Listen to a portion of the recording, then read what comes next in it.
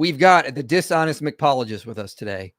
Very dishonest. Very dishonest. And I'm upset you didn't come in with a name tag, dishonest mixologist. How dare you?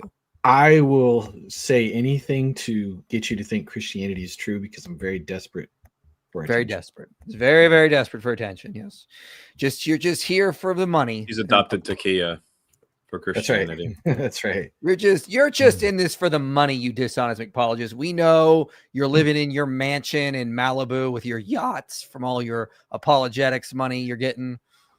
Yeah, this is not a mobile home in the background, guys. This is totally fake. Yeah. I did not just get back from work. Yeah, guys. Be an online apologist. You can live in a mobile home in the middle of the Midwest. Like Eric. Don't dox me, bro. Don't dox me, bro. I said Midwest. General. Yeah, it could be anywhere. Could be anywhere, man. Could be where. Yeah. In fact, I live in the Midwest too. Did you know that? Anyway, welcome everyone. Hope you're doing well. Yeah. So typically we've been doing a lot of Islam stuff lately, but something pretty awesome happened. Alex O'Connor admitted for the world to see that is based. That didn't work. Christianity is based. There it is. That's what he said. You heard it here, folks. He admitted Christianity is based and uploaded a video where he's talking with Bear Grylls of all people. Didn't see that on my 2025. Yeah. How did that even? I watched the full interview. Bear Grylls wrote a book on the gospel. He wrote like an extended gospel. Like he kind of like wrote about like the story of Jesus, like his own sort of take on it, I guess. I don't know. I didn't read the book, obviously. I watched the whole interview though. And so Alex was interviewing him on that. But if you know Bear Grylls, that's the guy who was doing the show like 10, 15 years ago called Man vs. Wild, where they would just drop him in the middle of like Australia and like, good luck, Bear, find civilization. And, hey, we're going to drop you in the middle of like Canada nowhere. And it's like, man. I used to watch that show and like take notes like, okay, yes. If I'm ever in the middle of Africa and I'm out of water, pee in on my shirt and wrap my head around it to keep cool. God, okay. Like this is going to happen. Like these are just common things that are going to happen to me throughout my life. Like I'm going to get kidnapped by random terrorists and dropped in the middle of like the deserted area not to survive. But luckily I took notes watching Man vs. Wild when I was like, in my late teens and 20s. Therefore I'm going to be fine. And of course it still hasn't happened. I don't know why. I can arrange it, Mike. That's good. I would really appreciate it. Maybe you could arrange it with Bear Grylls. You just do like an outing with him. You, Wes Huff, Bear Grylls, and OnlyFans here. I'm not going because I wouldn't survive for 5 seconds. But you're not going because you're a dishonest mixologist. We know that. Come on. That's right. Yes, come on. I would just lie about everything and eat all the food. That's true. This is the proof. So we're gonna look at some of those videos from Alex O'Connor, but first we have some housekeeping things. I'll do some super chats here. When are you going to do a video series on the dating and reliability of Daniel, Eric? It's on my to-do list. No, I asked Eric when he's doing. Eric, no, did you already do it? No, I didn't do it. I'm disappointed in you. Yeah. I'm not a super Old Testament kind of guy, I guess. I might one day. I don't know. It's important. I still think like the important prophecies in Daniel, whether you do the late dating or the traditional dating, you still have a pretty sick prophecy in Daniel chapter 2, 7 and 9. Based. Yeah, absolutely. It's on my list. I need to read Benjamin Noonan before I can do anything. Rob of Sentinel Apologetics. Oh crap, we lost Stan. My internet's cutting in and out. I'm just fixing something. Don't give these excuses. What is this? Amateur hour? You come back when you got real internet. Anyway, how you doing, Eric? It's just you and me now. Oh, this is cozy. I like this. Yeah, so I need to read more on that. I know Rob of Sentinel Apologetics has done stuff on that. You can ask him for his commentary on Daniel. Yeah. He's got a lot of interesting stuff. I was at a Bible study. It's a very ecumenical Bible study. Like it happens every Friday night where like Protestants and Catholics and Orthodox, the Ortho Bros attend. And the pastor there did a whole series on Daniel, and I went through it, and he had some pretty interesting stuff on Belshazzar and Darius that I thought was good. So I'm going to try to get that stuff together. Biblical Army Apologetics says the bricks are fake. What? Oh, bricks? they are. Oh, you've been lying to us this whole time? No, people know. You know that they're fake. Fake that this is just plywood, and then I have it sitting on a rail system that I built.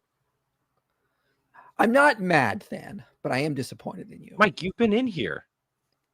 You think I remember the bricks of your? No, I don't remember this stuff. I was half asleep the whole time because I don't sleep well in hotels. It's a problem when I travel. I'm like a zombie.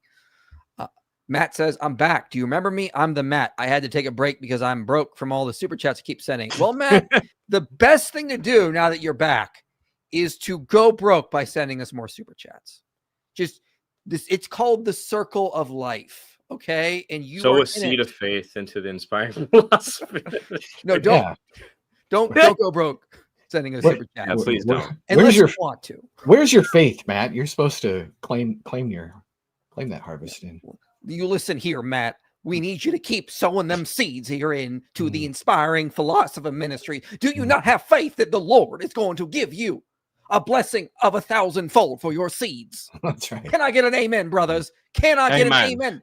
That's right. That's right. Yeah, we need the money so that way we can take private jets to our speaking events. Fly with demons. Exactly. I don't want to be on as Kenneth Copeland said, I can't be on those planes with them demons or something like that. Take away Than's pay IP. Oh, I will. He will not get his shiny nickel next month. I'm keeping it. My golden dollar. Yeah.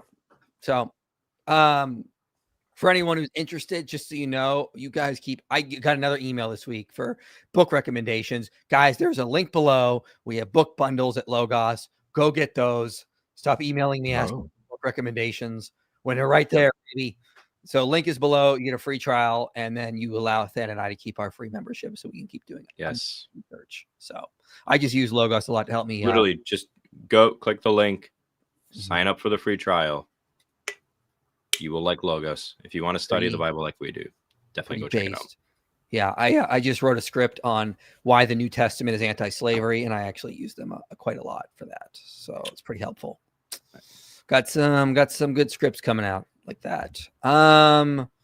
So real quick, Eric, did you see all the fiasco? I'm going to address this because if I don't address this, we're going to get it talked about. Did you see the fiasco from yesterday? Not really, but I saw some clips that were.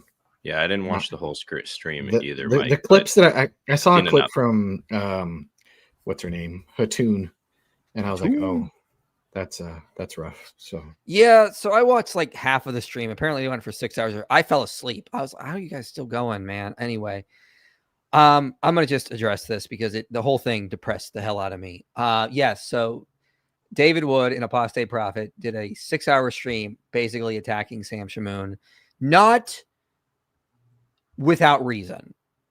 Sam has said some pretty horrible things, very horrible as they played. And the whole thing has just completely depressed me because I want to be the ecumenical guy. I want to be like, hey, if we can just work together as a body, we can do this. Like we can execute this plan, and we always keep messing this up because here we are fighting. I mean, I'm not saying it's not unjustified. There's some pretty serious bad things that have happened, and I just like, man, it's so disheartening that every time I feel like we as the body of Christ get momentum, we mess it up every single time. I do not know how the gospel is going to spread through us because we suck at it. It's like, I don't know what is, it's like, unless this is one of the reasons I personally, and I say personally strongly there, believe this has to be a divine, the way Christianity spreads, because if this was man-made, this would have just fallen apart within the first 100 years of Christianity. There's like, humans are so bad at this. We have like the greatest ideology humanity has, and we just keep messing it up with how we represent it, how we display Christ in our lives. And it's like, we can't even point to like the other teams and be like, well, look how much better we're doing than them. Yeah. It's like, man, we suck at this. I just like, so the whole thing, I don't ask me more about this thing because I honestly don't want to talk about it more. That's why I didn't want to be on the stream with him last night. I don't like to stream on Sundays anyway because I take the day off. But like, even if they would have asked me, I would not have come on because I don't want to be a part of that. Even though that, in a lot of ways, David and AP were justified in some of the stuff they did. I don't know if they went too far or not. I don't know the correct answer. I feel like they were in a damned if they do, damned if they don't situation. Yeah.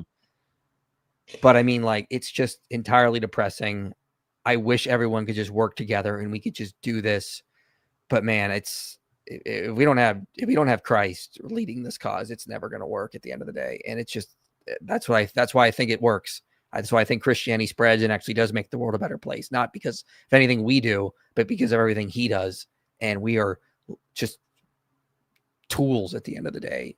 That's how I felt. Like, man, we've really just keep messing up his kingdom work. Yeah. I would say one thing is, I think the thing that I don't like about just the whole online apologetic sphere as a whole is there's good people. One of the things that I don't like overall, I think there's a lot of great. I mean, the pluses way outweigh the negatives, but people follow apologists who are submitted themselves into like a local church and who like have people over them, because this all could have been avoided a long time ago. This should have been confronted by some kind of a spiritual father if there was one available involved. It should have happened a long time ago. And like, for this to just kind of go on for as long as it did, without it being like addressed through those kind of channels, that it had to go out into this, is really messed up. And so if you're aspiring to be an apologist, I would say the most important thing you can do is actually be a Christian, live the faith out that you're defending. And yeah, you're going to be imperfect. You're going to make mistakes. You're going to fall. You're going to miss it at times. But be submitted to somebody else who's going to get in your face when you do and correct you. And if you're just like this kind of like spiritual Lone Ranger and you're the one attracting all the people to yourself versus you being submitted under somebody else, and maybe there's things that I don't know. I don't want to judge the situation, but with the particular person involved, he's a freaking walking encyclopedia. But it's just like some of the things that were coming out of the mouth all the time, constantly, is just a thing. It's troubling and it's sad and it really grieves me, because I love the guy and I want good for him, but it's just like, I don't know, it shouldn't have come to this, you know what I mean? And so find people who are spiritually stable and under somebody else, submitted to somebody else. And if you are an aspiring apologist and you want to do this publicly, then you better get your house in order and be a part of a local church, and don't let all of your ministry just be what you do online. Like, live behind the scenes at your church and serve, and have a spiritual father who you can ask to speak into your life, to grab you by the nape of the neck if you need it, and spank the daylights out of you until you come to your senses, because this should not have gone on for as long as it has. And that's what I'll say. Maybe I said too much. The last thing I'll just say here is a warning of sorts to us as Christians. It's going to be really easy to use this as an attempt to like just gossip with each other about this. And that's not me saying don't talk amongst yourselves about this to figure out how you're feeling about it and what you think is true and all that stuff. But I would avoid falling into the sin of gossip here, because it's one of those places where it's going to be really easy to fall into it. And it's just going to do nothing but hurt the church more if we're crossing that line from being informed to gossiping. How do you find that line or anything like that? That's not for me to say here, but just a little warning there. I think the gossip is one of those sins that sneaks in really easily, and you don't really realize you're doing it until it's too late. I mean, so I was listening to that. I was just sort of praying about the whole situation and like what to do. Because like, I just feel like, because we're so imperfect, Like, we're just going to keep messing this up for God. And like, but this, I was actually listening to the full interview that we're going to cover some of today. And then like Bear Grylls kind of said this after I had prayed. So I'm just going to play it. Right. It's almost like he knew as soon as he started to do something supernatural, the clock ticks. Yeah. That's what happens. Mary comes to him. And Mary is the one. And they're at this wedding. They're having fun. And they're like, Jesus is letting his hair down. He's having fun with his friends. And it's his mother. Like, I know I really related to this. It's like, I don't know, maybe with your mother or like, some mother's tugging his seat, go, I need to talk to you. It's like, oh, I'm having fun. Not now. It's like, but there's a problem. It's like, it's not my, and he says it's not my problem. Yeah. Which is like really interesting. Yeah, that is. Because everything strange. for the rest of his life is his problem. Yeah. He's in everybody's element of all their life. Yeah. In a beautiful way. Healing, touching, affirming, correcting, guiding, helping, loving. But then he goes, this isn't my, it's like, he knows, it almost feels like he knows that once I begin, the clock ticking. But yet on the other side, it's only a mother that knows like when. Time to fly, spread the wings, time to fly. And eventually she keeps tugging. And then what I like is that Jesus doesn't even respond then to her. You know what she does? She just tells the servant, she knows she's got him. Yeah. She just says, do whatever he says. And it's like, boom. The journey begins. Yeah. And for me, it's like, this is how I try and live my life. Like I that's become a real thing for me in my faith. When I have my struggles and when I have my doubts, I go back to that of like, just do whatever he says. And it helps me. Yeah. I'd not thought about that. So that's, I mean, maybe the message I got from God, like, like when we have our problems, just go to him, do whatever he says. So like, yeah, it sucks. It sucks to see Christians fight. It sucks to see Christians do horrible, evil things and say horrible, evil things. What do? We go to God, we ask for help, and then he's going to tell us what to do. So tell you what we're going to do on this channel. We're just going to keep doing what God says. We're just going to keep making videos, spreading Christianity. We're just going to keep doing what he told us to do. That's spread the gospel. Like there's nothing else we can do. We admit when we're wrong. David and AP did a good job admitting when they were wrong and the mistakes they made. We need to, and like people are attacking them, but I mean, like, hey, we're called to confess our sins. They confessed. That always makes the world better when you confess. And then just keep doing what he tells us to do. Do whatever he says. So, I mean, like at the end of the day, what are we going to do as Christians? We're going to keep moving forward. Keep spreading the gospel, pointing people to Christ, not to each of us, because we all suck. We're just going to keep doing what God tells us to do at the end of the day, because that's all we can do. And I don't know how he's going to make this world into people that truly follow him, but by God, somehow he will. And the only way we're going to get there is if we do what he tells us to do. Amen. Amen. Super chats. See if you guys can cheer me up. IP, you certainly weren't asleep when I got you ranting about Hebrew roots anti-Trinitarians on that stream, LOL. I don't know what he's talking about. That's because they anti-Trinitarians just bother the hell out of me. Like, it's like I show them the Bible and I'm like, oh, clearly the Trinity's here, right? They're like, no, I don't see it. I don't see it at all, guys. I'm like, have you read Hebrews? Like, have you read John? Like, I don't know, maybe like Philippians? I don't know. How about Matthew? There it is. Oh, look, there it is there again.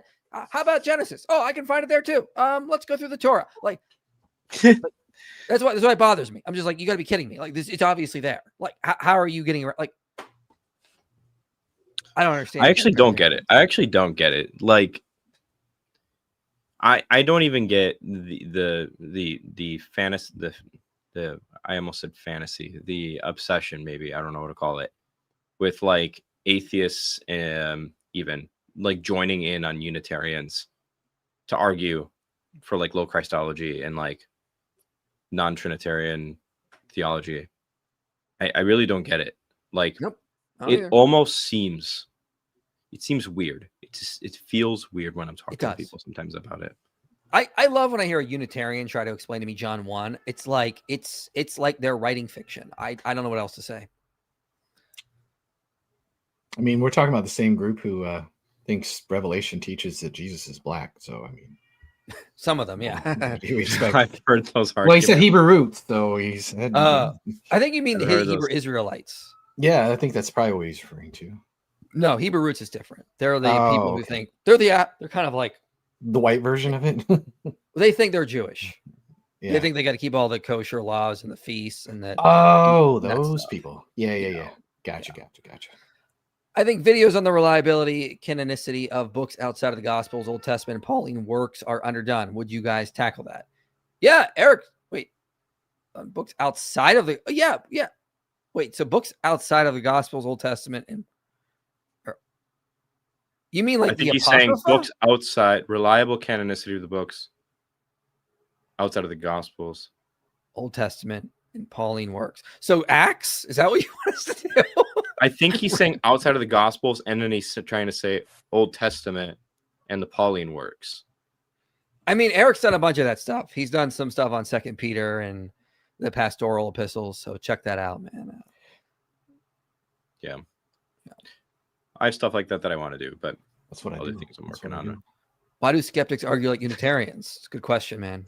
Wondering that myself. I read Mark and I'm like, you should get by the end of Mark 2, you should be like, oh yeah, Jesus is claiming to be God. I mean, like if you're not convinced by chapter 1, it's obviously there in chapter 2. It's very explicit. I don't know what to do, man. Come speak at my college, Liberty University. Oh, okay, yeah, I'll just walk in. I'll just get up on stage, and then I'll just start to set something talking. up. You know, come go on, to our Matt. website, set something up at your university, then go to our website, and there is a speaking page or something like that, a tab. You'll find. I haven't had my invite yet, Matt. Yeah, and then you fill that out, and it gets emailed to Mike and I, and then we will come.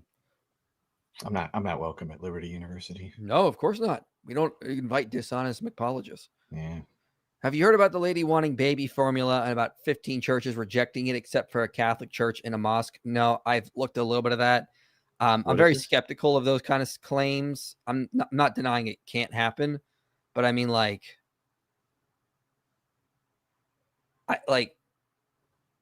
what you also think, what were the churches thinking? Is this a prank? Is this like, go to the churches, like go to a church on Sunday, and be like, can someone help me with baby formula?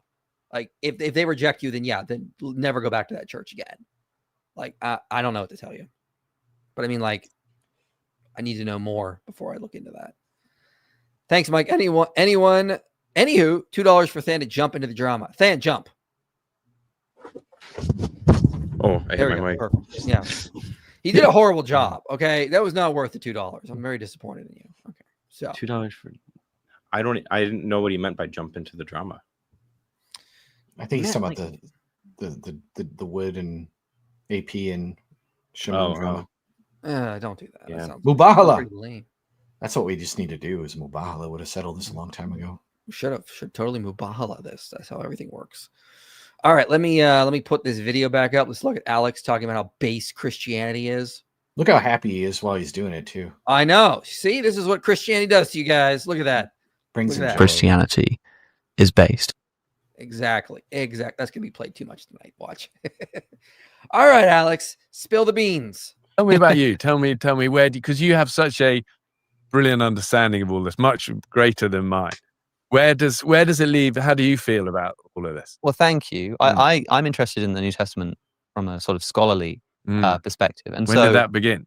A few years ago, I think I was talking about religion and theology, and I had a biblical scholar on my show. And as so often happens, I might have an expert in animal consciousness. And so, okay, this week, I've got to sit down. I've got to learn about how octopus brains works. And as happened with the octopus brains, the same thing happens here, which is actually, this is way more interesting than I thought. And I want to keep looking into this. And so for me, the thing, like, I talk about this and I debate this all the time, and I debate whether Jesus was God or whether he even claimed to be God and all of this kind of stuff. But for me, the undeniable thing is that there's this extraordinary historical figure who did something extraordinary. And there's something really weird that happened that caused a bunch of people to start quite early on worshipping him, which is a very strange thing to do to a human being, especially in a Jewish culture. And so to me, you see Muslims, Alex admitted it. They were worshiping him. Now what? See? Did you see the comments in his video where he was on flagrant talking about how Jesus wasn't God, and it was like alhamdulillah, alhamdulillah, like it was just Muslim. So, anyways, take that. That's what they do. Take that. I mean, the Muslims have quite like a comment army. Like, I don't know how they mobilize like that. I wish I could get Christians to like comment army. Like, guys, comment on videos. I don't know what it is, but you guys like watch videos and then you're like, oh, that was great. Guys, the Muslims are outdoing us on commenting. Come on. Yeah. I will get my my dog army, my puppy army to start just commenting bark bark. So everybody after this stream, bark bark on the comments. What? Than, you're going to start a furry army. You got to stop this nonsense. And then you're going to be committing blasphemy and all sorts of horrible sins. If you start a furry, wait, where's blasphemy coming out of this? I don't know. It just will. I have a feeling. Okay. Where there's furries, blasphemy is not far behind. Listen, guys, no Christian furries ever. No. That is unacceptable. We will. No. I will. No, never. Anyway, let's get back to based Alex O'Connor. To me, getting at the Gospels from a scholarly perspective helps me to understand who this historical figure was. That's the thing I'm really interested in. Almost in the way that somebody might be really interested in Julius Caesar, or in whether the Iliad, whether the Trojan War really happened, and whether that kind of stuff. I sort of take this approach. That feels to me like that was your point of entry. Yes. Yeah. Pretty. But you've had such a journey, and you've met so many amazing people, and you've debated so many different angles and things. Yeah. Where's it led you to? It's led me to, well, I used to be quite on board with the new atheism stuff. I've spoken about this a lot on my show. What does that mean? You know. I like that Barrett's doing what? I know. Yeah. I was just gonna say. What? God bless. I've been living in the jungles for years, guys. Like, what is this new atheist stuff? I was just in South America trying to escape a giant anaconda. Can you please explain more? Like, I wish I could be as innocent as Bear Grylls, just wanting to frolic through the forests, fighting wild animals like he was. Guy is insane, man. I grew up thinking Bear Grylls was like the most manliest man ever. And now we know he's a Christian, which I think is the greatest argument for Christianity. The most manliest man is a Christian. Therefore, Christianity is true. You can't argue with that atheist. Give up. Surrender. Like, why you always start talking when I hit play? You get your stuff in before I hit play. What were you gonna say? I just said surrender. Yeah, I just was agreeing with you. Amen. Amen. Go for it. Like the sort of Richard Dawkins, Yeah. Christopher Hitchens. It was really popular. The debates that they were doing, they called it New Atheism. Yeah. And it was this body of like atheist thought with the God delusion and this kind of stuff, which was really popular. And it had this sort of quite strident, debate me, bro, kind of attitude. And I was really swept up by that. I thought that was really exciting and cool. And I was beginning to sort of shake that off and grow up a bit, essentially. And then running the podcast, what I've realized is that this is far more interesting and intricate, and I would say plausible than I'd given it credit for before. So, I'm still not a Christian. More plausible.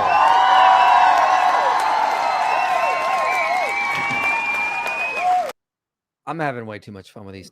Let's play that again without me interrupting Alex being such a weirdo. I was beginning to sort of shake that off and grow up a bit, essentially. And then love that line. Running the podcast. I was growing up and I realized this new atheism stuff was nonsense. I was just like, oh, okay. Oh, thanks, Stan. That makes it. We merely just. That was my celebratory. Wait, I didn't get it. You got to do it in the mic. Dude, it's too long. Don't. I'm not taking. Anyway, Eric, I'm not taking that bait. I'm not taking that bait. Anyway, Eric, as I was saying, do you guys remember the time? Do you guys remember stop. Said, do you guys remember the time we were streaming? Nobody remembers what you're talking about. He was talking about Bart Ehrman, and Eric goes, "It just makes me." It makes it hard to take him seriously, buddy. Gosh, what are we? 12 years old, Sam? Dang, wait. I'm so guys, embarrassed. for those who don't know, he said it makes me hard to take him seriously. You can't put a pause there, Eric. There. Anyway, he's like, you can't put a pause there, Eric. It slipped out, man. Yeah, man. Anyway, but so yeah, I just first of all, I love what Alex says here. He was a new atheist, and then he grew up. Yeah, Beautiful. absolutely.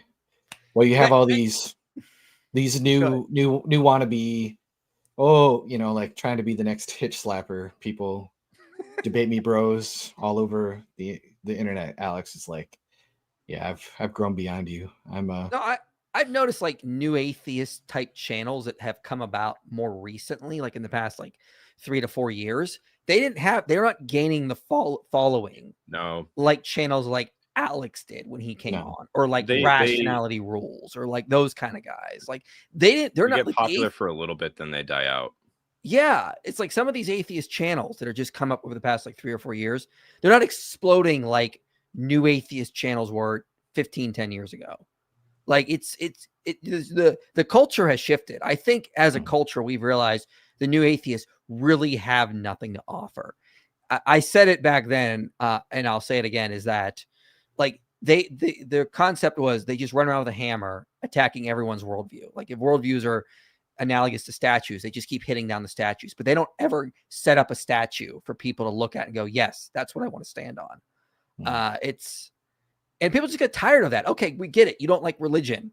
Now what? Now what do we replace what we built society with? Well, rationality and free thinking and all these wonderful things about science. Okay, what is the foundation for that? It's just the obvious. Like we just rational. Like, yeah, that would be great, but humans need more. We're psychologically a lot more complex than just computers. Like we need but Mike, meaning, you can just make purpose. your own meaning. That's the dumbest thing I've ever heard. Like, no, okay. But then, I mean, like even Richard Dawkins is waking up to this and realizing how like in the insanity of what's sort of going on. Now we're having people running around saying men can have periods. And I saw articles a couple of years ago saying 2 + 2 can equal 5. Like the insanity of what was going on. Like it's just when there's no actual entails everything. Yeah. There's no foundation. People just go into absurdity. And They made a lot of promises and yeah, haven't delivered on any of them. If anything, the new atheism I think we've seen has just made society worse because it's just made people, I don't know, with this kind of meaning crisis, and it's just made people dumber and accept more absurdities like you were talking about. So. Yeah. So, I mean, I think people have just sort of realized, okay, we need something to help us build a society, to give us meaning and purpose, because new atheism has nothing. And that's what I think Alex is right. He grew up. He realized you just can't run around and be a debate me bro with, I'm going to attack your worldview, but I'm never actually going to defend anything, because that's what the new atheists tend to do. And then he said this podcast. What I've realized is that this is far more interesting and intricate, and I would say plausible than I'd given it credit for before. So, I'm still not a Christian. That's the clip that's been going viral lately, man. He's saying this is a lot more plausible than I initially thought, which is what we tend to get with the resurrection argument. I mean, we've all been there. Like, okay, what's the evidence Jesus really did rise from the dead? Is it just something being taken on faith, and then you start to study the evidence, and you're like, okay, well, yeah, women discovered this tomb. That's weird, because no ancient culture would invent that. Then you have Jesus appearing to multiple groups, and you're like, okay, well, they made that up later. Well, no, the creed of 1 Corinthians shows that group appearances were happening quite early, and they were proclaiming the gospel message quite early. So legendary development out the window there, at least in terms of the resurrection. And then you go, okay, well, like group hallucinations, psychologists are like that. Those don't happen. And then you go, well, maybe it's just something weird happened. Well, you go look at their background culture.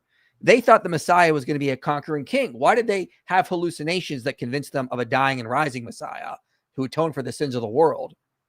I mean, even in Acts, opening chapter of Acts, they're like, when are you going to restore the kingdom of Israel? Isn't that what you're supposed to do? Like, because that was so embedded in their cultural thinking. Yeah. They're even like, okay, now, anyway, you're going to do what you're actually going to do. Like the resurrection thing, that's cool. But now let's get to the real Messiah stuff where you defeat Rome and reestablish our kingdom. It's like, so they have these group appearances, and then they have this totally foreign belief to their background knowledge.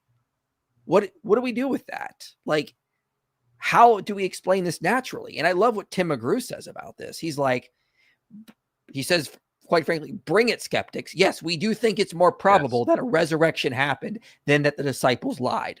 We do think it's more probable that a resurrection happened than they hallucinated, or this was a later development. Like, that's what the data shows. Mm-hmm. Indeed. And the points for saying Tim McGrew, like, yeah, that made me happy. But yeah, I think when you compare Christianity to the evidence-based for other religions, I mean, Christianity is the most like evidence-based kind of a religion out there in terms of where people are willing to go out there and stick their neck out for their claims and not just hide behind a burning in their bosom, like Mormons, who really cannot defend their faith or cannot defend it very well, and just run into a lot of problems. And then you have Muslims who are willing to attack the Trinity and attack the incarnation, but just cannot. They don't have a leg at all to stand on whatsoever for any evidence for Muhammad being a prophet or the Quran being inspired. That they have to resort to like ridiculous things like scientific miracles and Muhammad in the Bible, because clearly Jesus was talking about Muhammad in John chapter 14, and number of miracles and goofy things and whatever Lily J is putting out. And there's just there's something to this, that you can't just brush aside as just kind of nothing. And so I appreciate that admission for Alex. I hope that he can kind of take a look at more of the arguments for the reliability of the Gospels. I know he's spent a lot of time interviewing people like Bart Ehrman. I know he's friends with like John Nelson, who I think is a Christian, but kind of takes a more skeptical kind of approach to the New Testament. I hope he can kind of Allison before too. Yeah, I hope he can just kind of take some time to look at more of the positive kind of case for the reliability of the Gospels, because if anybody has been honest among like the YouTube skeptics out there, I feel like Alex has done that compared to a lot of others. But I hope he can take that next step and really kind of dive deep. I appreciate the heck out of him for like interviewing like Brant Petrie like a month or so ago, and so I think that was the same day Charlie got shot. I remember that. So I'd love to see him talk with like Tim and Lydia.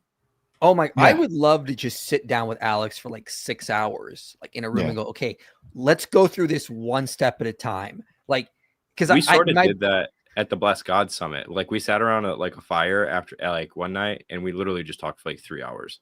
I know. I really wish I could just like, I mean, I know people are not reason machines. Like we have rational faculties, but we have other things that go on into our conscious experience. I just wish I could just sit down with someone and go, here's why Christianity is true.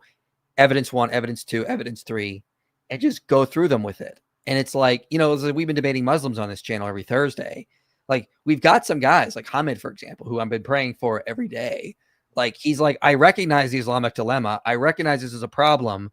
I'm looking into Christianity. And I just want to be like, you see it, just take the next step, man. The water's warm, get in. It's fine. Like, but it's just not the way people work. We are more complicated than that, which is what it is.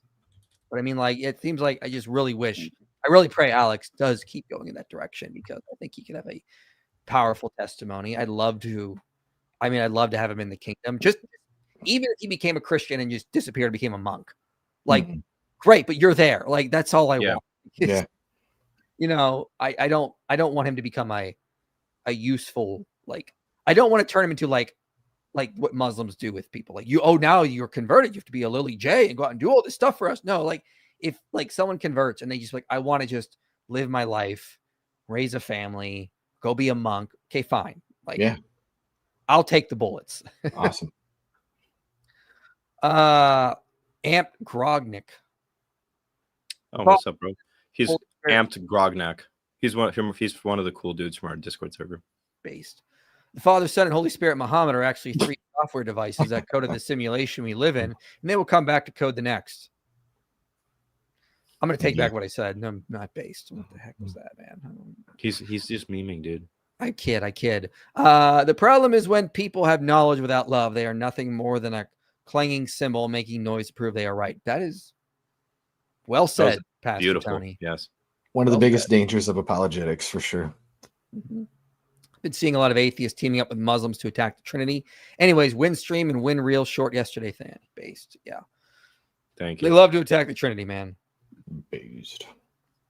Will Christmas is not pagan merch be on sale in time for me to wear the shirt to my church staff party? I mean, it's up. It's on the store now. Merch stores below. You could also get this amazing shirt. He does not snitch. Garkid doesn't snitch.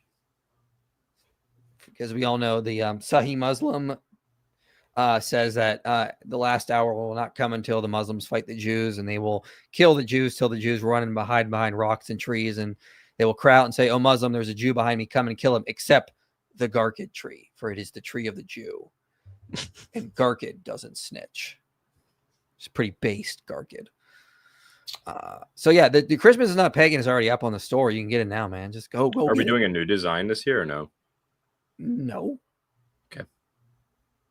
The design is already based. Sandy, you want to make a new design? You make it. I don't have money right now I got to pay you. I don't have money to make a new design right now. What atheists do you not respect? I theorize even if Alex were to die right now, he would be saved because he seems like an honest atheist to me. I hope you're right. Yeah. Like I honestly hope that about everyone. But I mean, God is the one who decides that stuff. I mean, we respect a lot of atheists like Graham Oppie, Paul Draper, who's agnostic, but he's agnostic, yeah. Stephen Law. I mean, we try to show respect to a lot of them. I mean, I'm not going to name names of people I don't respect.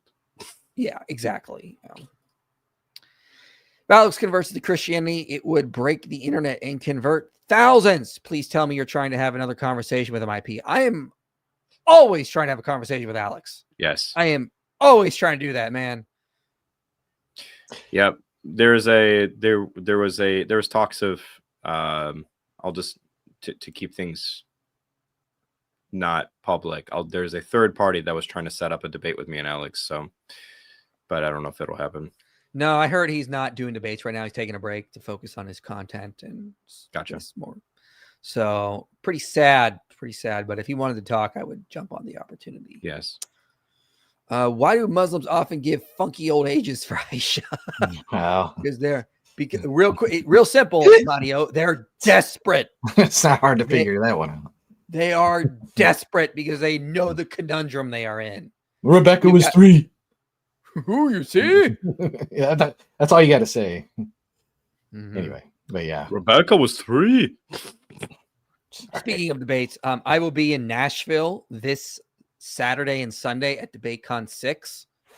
I'll be debating Richard Carrier on Does God Exist, and someone named a Muslim who's on Twitter goes by Junior on which is better for humanity, Christianity or Islam. And Junior said he's going to end my career. Yeah, ask. It just seems like the easiest topic in the world. It's just like, where do you want to live? Afghanistan or? You have no idea what's coming. Anyway, moving on. Mike, wait. On the topic of debates, I'm trying to find a Muslim to debate. Good luck. I don't get it. Like, you know more about Islam than I do. If they're not taking debates with people because they're scared, I've only been studying Islam for 2 months, dude. Listen, I've been trying to get John Fontaine to agree to the debate he wanted to do when he came on God Logic stream, and God Logic and I keep messaging him, going, "Hey, let's set this up."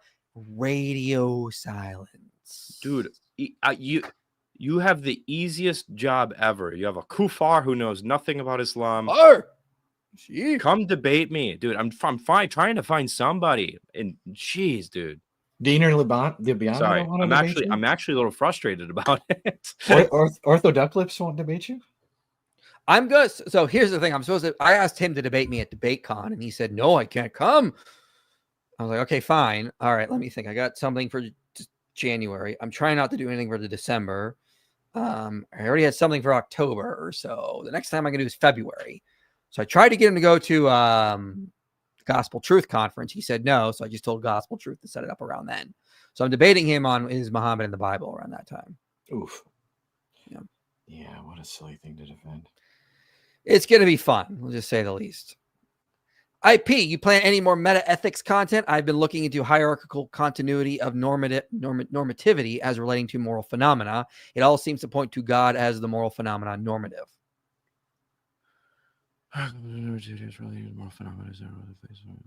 Message me, Lamb Apologetics. Message me on X.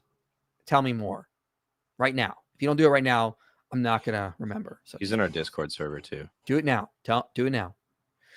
Instead of watching yesterday's stream, I spent time watching the Promised Land series on YouTube. It was good and uplifting. Pretty cool. I'll check it out. Alex will only convert if he's allowed to be a furry. No. How dare you insult Alex like that? How dare you? Alex, Pretty sure Alex would not want to do that. You couldn't pay me enough to be a furry. You couldn't, man. Anytime all right, someone, guys, like, you heard it. There's your challenge for the next big donation. No, you can't. 100 trillion. Not doing it. No. Don't send money for that. It's not going to happen. No. I will fight you. My soul is too valuable. But man, if I ever meet someone who tells me a furry, I'm just like, I need to go take a shower. I don't want to.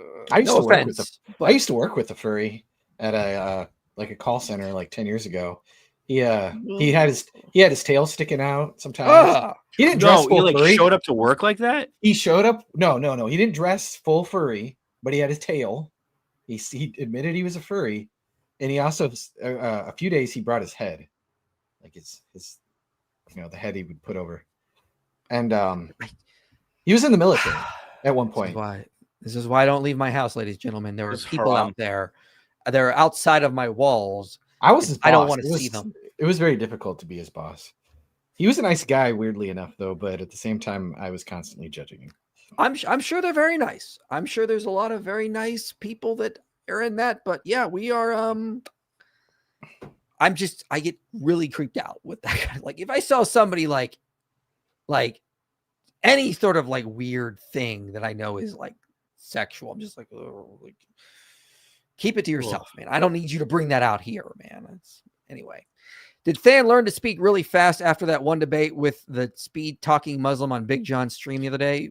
Tell me about this. That was Nick's channel, Fearless Truth, that I was on, not Big John. Nice. Dude, that was so annoying. Like, Mike, I don't know if you've watched the stream at all. This dude came on.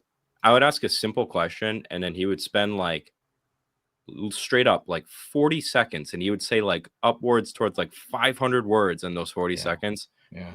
And still not respond to the No, and then they laugh at you and like, I responded to your question. Oh, didn't you see? Oh. And then they like, why are you nervous? Why are you nervous, Stan?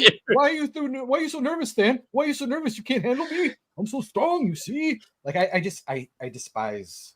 There's a certain type of TikTok Muslim bro that is like extremely. They just talk super fast. They talk super fast. They have no idea what they're talking about. They cite a lot of sources that they've never read.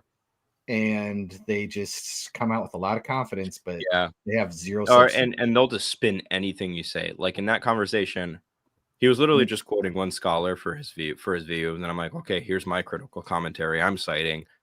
Now, do we just keep playing my dad can beat up your dad and keep citing scholars, or do we talk about the data?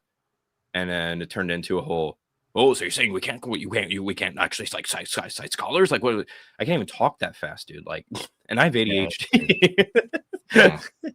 Well, you know why. Without lies, Islam dies. Can't hide truth, can't spin those lies. Without lies, Islam dies. Dawa cries when the facts arrive. Without lies, Islam dies. Can't hide truth, can't spin those lies. Without lies, Islam dies. Dawa cries when the facts arrive. That's why. Mike, I didn't tell you. So last week during the call-in stream when I had to leave and take my son to urgent care for his head. Oh, yeah. Hope that's okay. While he was like passing in and out of consciousness in the car, he goes, man. Dad, Yeah, it was actually rough. Like he was bleeding a lot and everything. But Oh man. while Sorry. he's passing out in and out of consciousness in the car, he goes, "Dad, can we listen to Without Lies?" Nice. He says, I'm agnostic, clawing my way to faith, gospels, prayer, theology, apologetics turn me off more than on. I'm with Kierkegaard. It's a leap. Apologetics are underwhelming and don't provide faith. Well, I'm sorry to hear that. My brain just doesn't go there, man. I don't know. Maybe we're just wired different. This is what I mean when I say you can't talk someone into God's existence. I wish I could. But I mean, like, that's just, I was different, I guess. I don't know. I remember reading Josh McDowell back in the day, reading a lot of stuff on JP Holdings' website, reading a bunch of other apologetic content. Going like, actually, I think there's something here. I don't know. Just everyone's different, man. If you're not into apologetics, that makes me sad because I am. I love this stuff. But if you're not, I still pray you come to faith regardless. Yeah. But and if you're with Kierkegaard, I just wonder what apologetics he's familiar with. That'd be my question. But that'd be another question. And if you're with Kierkegaard, man, that's totally fine. Christianity offers the existential satisfaction that I think no other worldview can give you. God Logic's in the chat. He says, I love this channel. Yes, but he won't come in because he's running. He's terrified. He won't get in here because he's afraid. You see, this is the proof God Logic's running. Listen, you go to any Muslim channel, there will be a thumbnail with God Logic either crying or running because that's what they do. That's what they do. Yeah. I mean, it's like every channel, man. It's got like a rite of passage. Like if you do anything, you have to do a video on God Logic and make him running or crying because that's what the Muslim thing is to do. It's always like it's so overdone now. It's like you just expect him to just do that crap. But yeah, pretty not based, I'd say. It's like you cry wolf too many times, no one's gonna take you seriously. Anyway, I'm going to get back to Alex now. Let's get back to based Alex O'Connor, which will forever be his name as long as he says Christianity is more plausible than I thought. Some people say to me, like, it's a funny word though, that anyway. Yeah. Like I'm less and less. First of all, I couldn't watch this. I had to listen to it because I kept looking like, what is the dog doing there, man? I just want to like, it's like the dog is on his lap, but dogs are distracting because you want to pet them and you can't because they're through the screen. It's very unfortunate. I love how it's just chilling though. It's like behaving and just. He is very chill. He's the most chill dog ever. Certain about the word. Yeah. You know what somebody said to me the other day? You're like this. The period of greatest growth ever in the history of the church was from 33 AD to 350. Yeah. And during this time, there was no church buildings. Yeah. No sermons. Yeah. But no singing and no Bible. Yeah. And like we get very tied up in all of those things and the labels and even the phrase Christian. Yeah. It's like I'm not sure where for me, it feels quite like man-made, these sort of words. Yeah. And that is where I can definitely agree with, especially a Christian of your kind, which is to say someone who will say that and recognize that. Because some people place a lot of stock, particularly Catholics, and they place a lot of stock in church tradition and the traditions that developed after Nicaea. And I look at that with a similar kind of man-made skepticism. And I think to myself, it also gives me license to when I look at the New Testament and I think, some scholars think that Paul maybe didn't write that letter and that's a big problem. But for someone like me, it's like, who cares? If I decide that Paul didn't write 1 Timothy, then I'll just look at the rest of it and I'll try to work out what came between the lines. A good friend. Eric, calm down, Eric. Eric, calm down. All right. I'm not going there. Calm down, Eric. Maybe I was going to go there a little bit. No, you're fine. I wasn't going to say Paul may not have read 1 Timothy. Now, before you start throwing shade and destroying Alex, just take a breath. Look at him. He's so angry. He's so triggered. Look at that face. And you can sense his resentment and embitterment as a disgruntled man that he is. Now that you used Muhammad Hijab, did you watch the debate between him and Destiny, dude? I did Wait, not. no, what? That happened? Dude, that debate was like a comedy show. No, those are the two worst people in the world. Why? Listen, live chat. We're gonna look at that next because so just find me a plate. You gotta right now. Wait, did you not know about this either, Mike? I did know about it. I said, but I was like, I don't know if I want to do this. I didn't watch yet. So your task now is to find me a time marker of something to watch while we play a little more about Okay, it. I'll find something. Dude, Man. that sounds like I'd rather hear It friend of mine said- was really funny. I would rather hear two cats screaming on like my roof at midnight. Okay. We got to And- see some of that. So Than, that's your task right now. Find me a good clip that we could watch some of that. Find a couple time markers. And we'll watch a little more about it. I'll do this while I'm looking at this too. People in the Discord, you know your mission. Find me time Discord. markers. Find me time markers for the hijab versus destiny debate that we You can must. go over. Impromptu. I need your help. Do it. Said to me once, when there's all this discussion about whether we have the real words of Jesus and whether the Gospels are accurate and whether it's all apocryphal stories, he said that because these were written from early church traditions, Jesus was a real man who was doing real things. We can still know a lot about the character of Jesus. He said, imagine if, for example, have you heard of the Churchillian drift, where like quotes get attributed to Churchill, even though he never said them? Same thing happens with C.S. Lewis. Yeah. And he said, imagine if the only information you had historically about Churchill was a book of apocryphal quotes that he never actually said, but that people believed he said.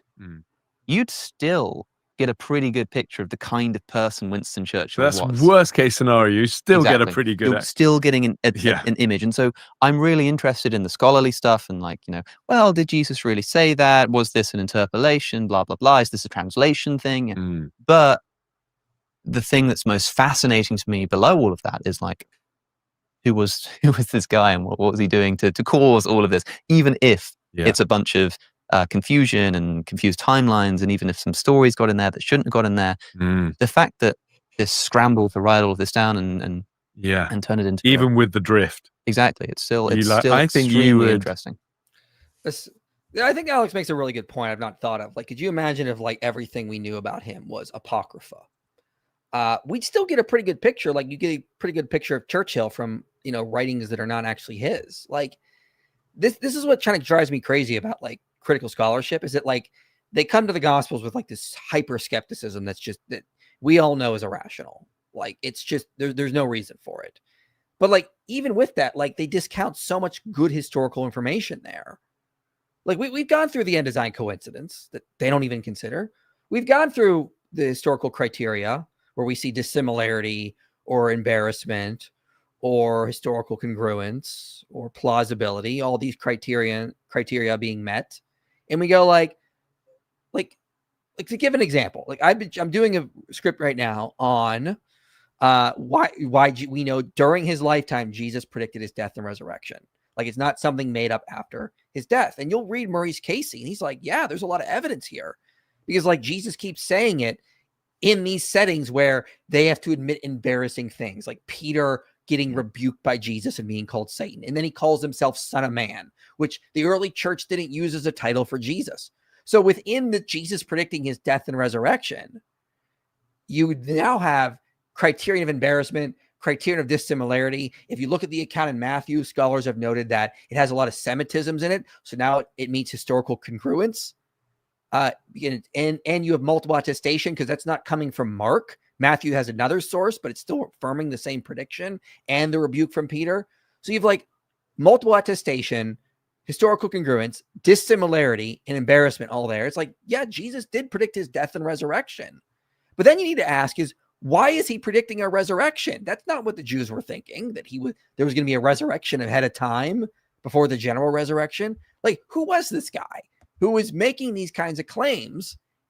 And then like actually, then you start to see things after, like, again, as we talked about earlier, where there's an empty tomb and there's these group appearances and it's just as he said was going to happen. It's like, there's more here. And this is why I think Alex can be honest and say this Christianity stuff is more plausible than I initially thought. Anyway, Eric, what are your thoughts? No, I like that you're working on that with the Jesus predicting the resurrection. I just did a stream a couple weeks ago, I think, on that. I mean, to add to that, there was also when Jesus says, destroy this temple and in 3 days I'll raise it up. There's like a really interesting undesign coincidence there. There's the whole trial there, and this garbled testimony that they're like, yeah, we heard him say, I'm going to destroy the temple and raise it up. And, it's part of the trial, but Mark never mentions the original statement, and then John, it's never even brought up at the trial. Plus, there's a bunch of cool external confirmations with just the timing.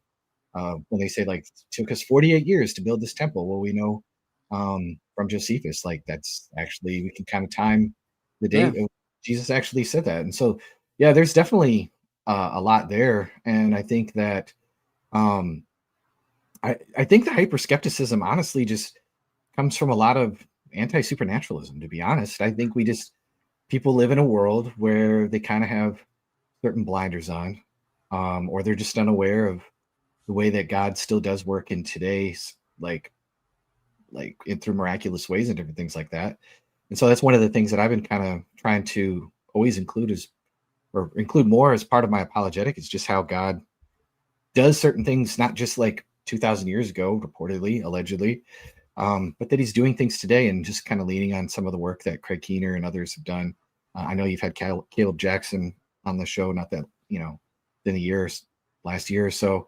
And I'm trying to kind of include that more because as I'm starting to do more of these like call-in lives and stuff.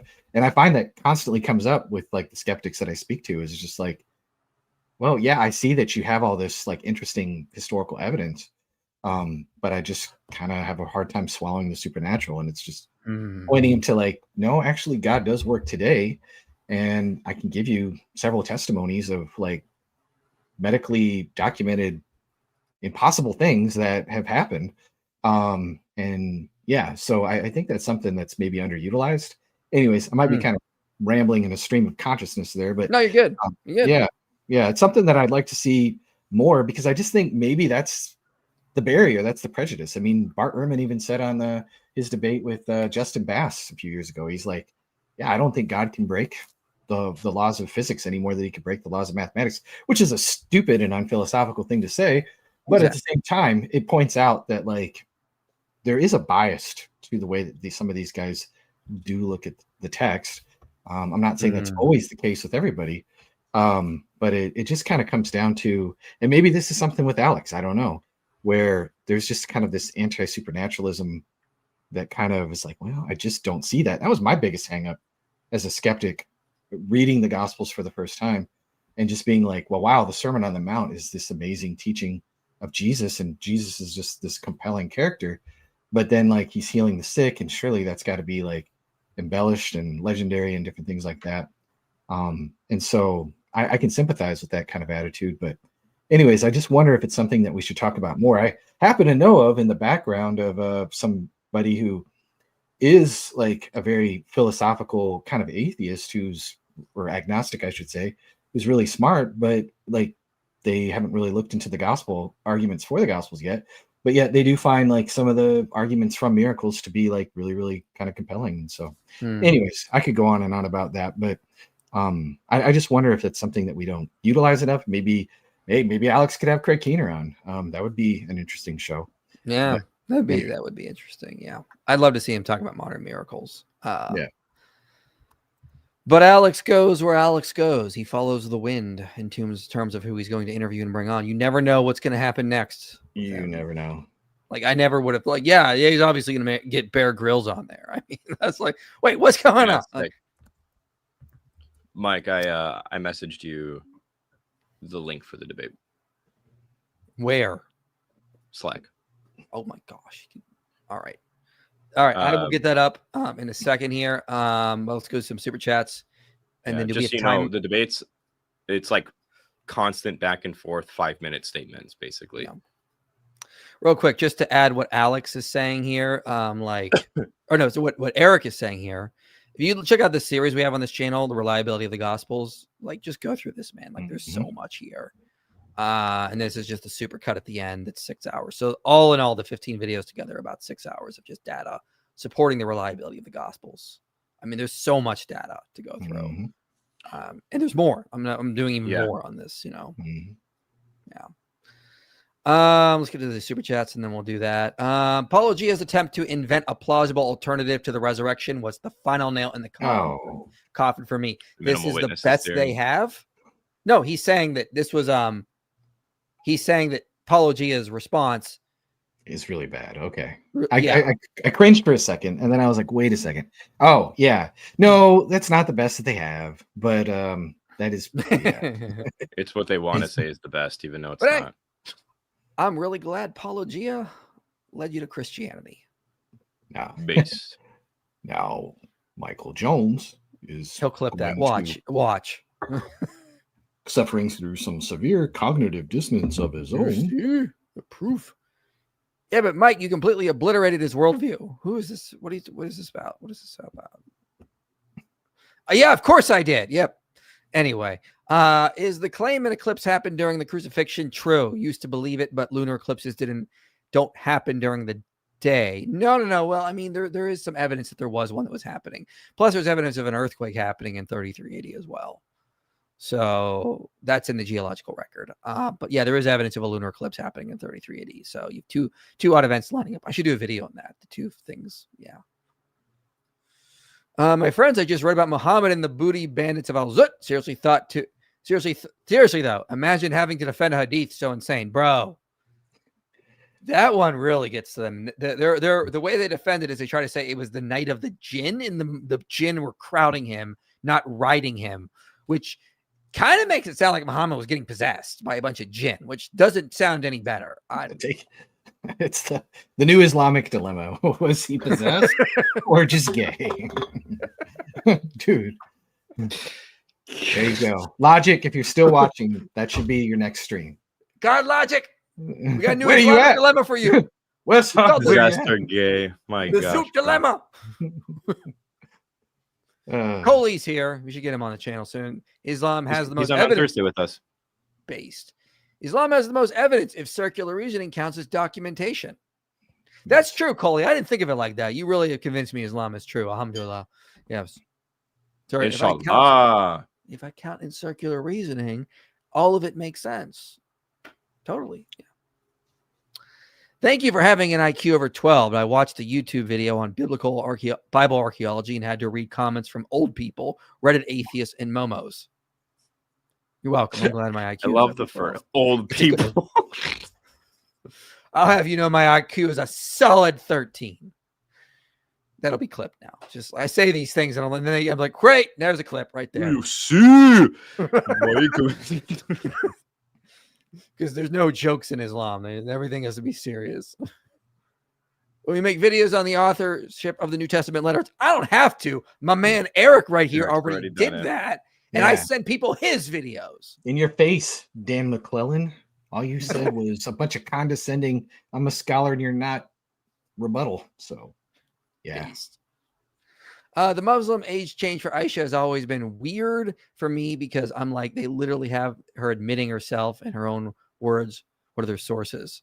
Exactly. Yeah, I know. Yeah. It's very clear. If you're going to take those as reliable, like the Sunnah, you have to acknowledge that Muhammad had sex with a 9-year-old.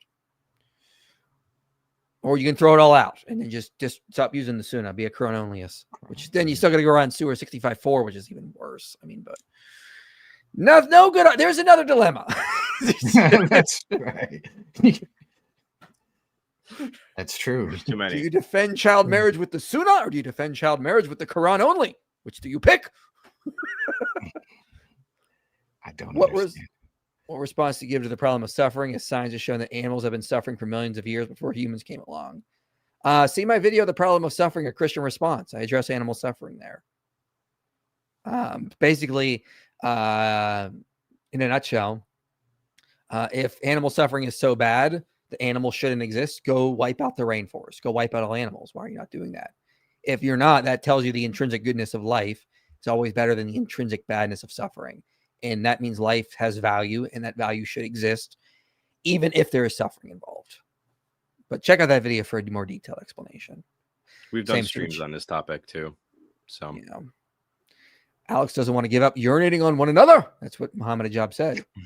Urinating on one another. That's what they do. Well, that's Christian Gadfly, dude. No, he doesn't want to take piss. Shout out to Christian Gadfly's channel. It is like the funniest. Like it's like what YouTube should be, and like what it was like years ago when it was. Before we ruined it with apologetics. He's just got so much funny, like I don't know what meta apologetic. if you follow the apologetic sphere and you're not following Christian Gadfly, you're like really missing out because the meta humor is just like top tier. Mm-hmm. Yep. He's also my lawyer. If anything happens, I'm going to have him be my lawyer.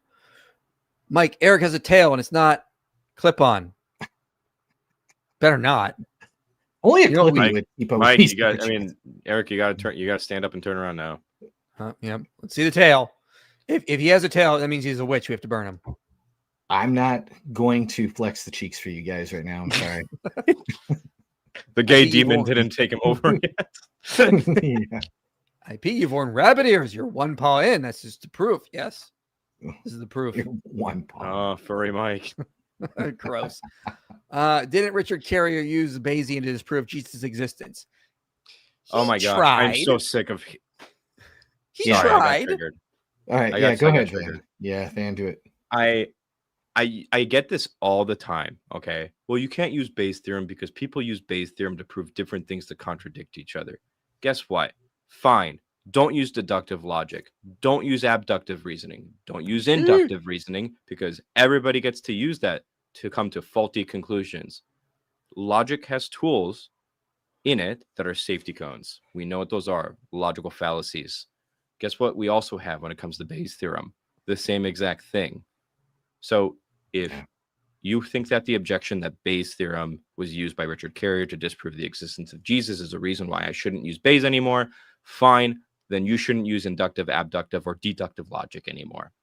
Mm-hmm. Yeah. IP, have you heard Andrew Wilson's reasons for why Christians can cuss? If so, what do you think? I think it depends on the context. I take a 1 Corinthians 8 approach to cussing. Like, I'm not going to do it here, but I mean, like, sometimes if my wife and I are in the car, I mean, like, I don't see a problem with it if it's funny, like, it fits the context. I mean, like, just use judgment.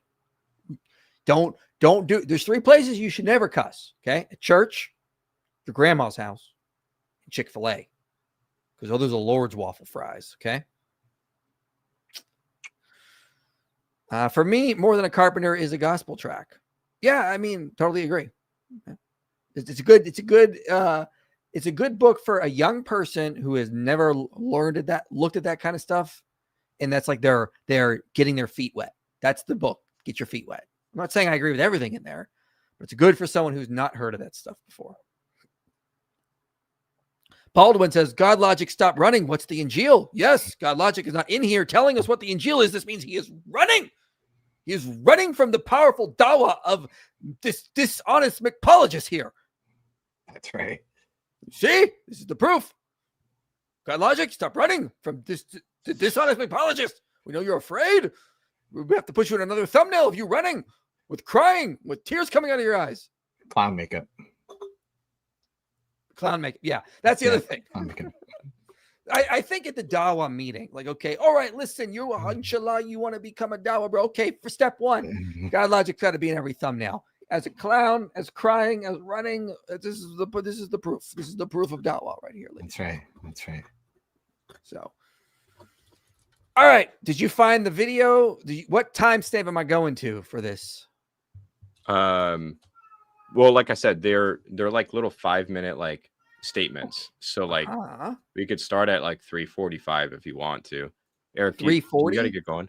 Yeah, I do have a 6-week-old child, and so pretty lame. Pretty lame of you. Wow, you procreated with a woman? That's pretty gay. Right, that's what Andrew Tate said. Listen. Yeah, I told Than I had an hour, so all right, get out of here. Yeah, I'll see you guys. Stay gangster. Too far. Let me see, how do I kick myself there? I'll get you. Yeah. All right. I got rid of him. You're welcome. So anyway, okay, so I have this video up. You want me to go to what? Did you get me timestamps? I said timestamps. Did you get me timestamps? Yes. I said start at like 3:45-ish, maybe 3:30 to be safe. Right, here we go. And they came with an evidence for their prophethood. As for the Prophet Muhammad, his evidence. Whoa, guys, everyone, get your. We're about to get evidence for Islam. Okay, evidence for the Prophet of Muhammad. You guys ready? Here it comes. This is gonna be powerful. Mike, this debate. it's not going where you think it's going to go. Oh no! This is going to be powerful. I can't wait to hear this. This has to be. We've been looking for evidence for Islam for months, Stan. This has got to be it. Let's see what he's got. Is that he came with a preserved religion? What? The Quran is preserved in a way that no other ancient book is. I'm done. Muhammad Hijab, do you see what you've done? This book here, this book, guys, is preserved in a way that no other ancient book is. Or the modern book, because it is modern. But you see, it's preserved. It is preserved. Therefore, it is the proof this is from God. Wasn't Muhammad Hijab the guy that had Yasser Qadhi on that talked about the holes in the narrative of perfect preservation? Oh my gosh, you're right. They're such liars. Oh my gosh. He knows this is crap. This is the Yasser Qadhi debacle. And he knows he is lying. He has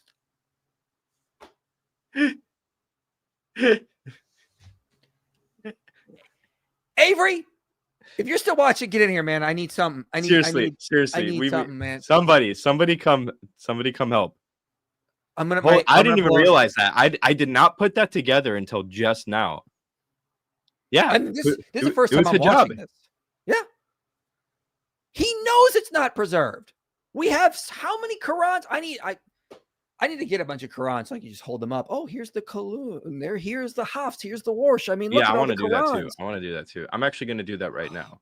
I'm going to buy them on Amazon while we wait for Avery to come on. I know you can hear us, Avery. Come. Someone said call Jai and DOC. I think they're sleeping because they're still in Britain right now. Losers. Avery, where you at? His argument, and not only did he have Yasser Qadhi on, he also had Bart Ehrman on, and he ran this argument with Bart Ehrman. It was a 3-minute clip. Hold on. It was a 3-minute clip of Muhammad Hijab and Bart Ehrman going through this. And Bart Ehrman debunked this whole thing right in front of him. I can't even, man. What does it mean to be unreliable? Muslims believe in Jesus Christ. There's a lot of I love this clip. community, and many Muslims feel that your conclusions or historical conclusions of who Jesus Christ is more commensurate with the Muslim idea than it is with the Christian one. I wouldn't say that they line up well with the Muslim view. I really do think Jesus was crucified and that he really was dead and buried. I'm not interested in whether Jesus was the Son of God because I don't think there was a God. And so my understanding is that your conclusion is that Jesus Christ was a messianic prophet. I think he thought that he was a son of God in the sense that he was specially chosen by God. I think Jesus really did think he was going to be the Messiah, the future king of Israel. I mean, that is, after all, why they crucified him. I think that that's historically right.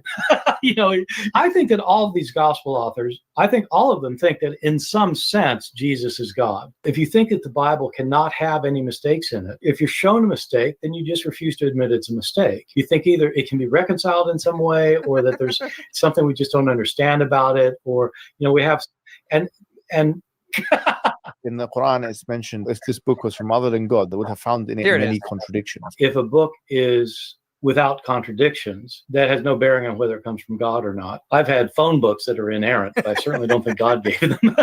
So, that's what I was thinking of. Is like, gosh, bro. If it's preserved, it has no contradictions. That doesn't even mean it's from God. At the end of the day, I mean that's just true. But yes. Muhammad Hijab is using debunked arguments that Yasser Qadhi debunked on his channel today. Oh my gosh, man. I low-key want to, Mike, are you okay if I film a reel about that? Yeah. Cool. Do it. I'm going to do that tomorrow. There's a falsification test within the Quran. Oh my God. Challenging humanity to find the contradiction within it. Challenge. I did not know he was about to say that, Than. It gets worse, man. We just played Bart Ehrman debunking this. Like, something without contradictions doesn't mean it's from God. Yes, but the Quran says that the test to test whether or not it's from God is if you can find a contradiction within it. I could write on a piece of paper, there are no contradictions on this page. Does that mean it's from Allah? No. Man, this is so dumb. Challenging humanity to try and produce a chapter like it. And the Prophet of Islam made predictions. Okay, real quick, before we get to his... Like fat liars! Where is it? I got to get it. Sahih Bukhari 402. Thank you to God Logic for showing me this one. My Lord agreed with me in 3 things. I said, Allah's messenger, I wish we took the stations of Abraham as our praying place. So came the divine inspiration, and take you the station of Abraham as a place of prayer. And as regards to the women availing, I said, oh, Allah's messenger, I wish you ordered your wives to cover themselves from the men, because good and bad ones talk to them. So the verse availing of women was revealed. Once the wives of the prophet made the united front against the prophet, and I said to them, it may be if he, the prophet, divorced you, and that his Lord, Allah, will give him instead of you wives better than you. So this verse, the same as I had said, was revealed. Umar, the second person of the Muslim Trinity, produced something like the Quran. According to, it's like, these are such dumb arguments. And even if this hadith didn't exist, their argument is, guys, the Quran is a miracle. And it's if you could produce anything like it, then it would be from Allah, but you can't, because I have judged you can't. I've looked at the Quran, it is too good, and whatever you produce is, I don't know what to do, man. It's bad. It's so bad. Hold up, we're gonna do something live. We're gonna do live. Here I go. Ready? You ready for this, Stan? I'm gonna blow your mind. Ready for this? Produce a surah like what you find in the Quran. Let's see if it'll do it. I can't produce a new... What do you mean? Oh, okay. Write an original piece is what we want. Here we go. All right. Whoa! Whoa, guys! Do you see? ChatGPT has debunked Islam. ChatGPT is the proof. There it is, ladies and gentlemen. I'm gonna try out Grok real quick because somebody told me about Grok recently. See what it says. Yo, on Instagram, Ish of Arabia has done this in Arabic. Oh, really? He is okay. a native Arabic I'm not even gonna bother then. Yeah, you can go to Ish of Arabia, subscribe to him on Instagram. He has done this in Arabic. It is not hard to do. We all can be like Umar, guys, and produce something like the Quran. Sahih al-Bukhari 402. Wait, somebody just told me, look up Al-Hakim al-Mustadrak 2463. All right, say that one more time. Al-Hakim al-Mustadrak M-U-S. Okay, 2463. 2463. I can't wait. Let's see here. Oh gosh.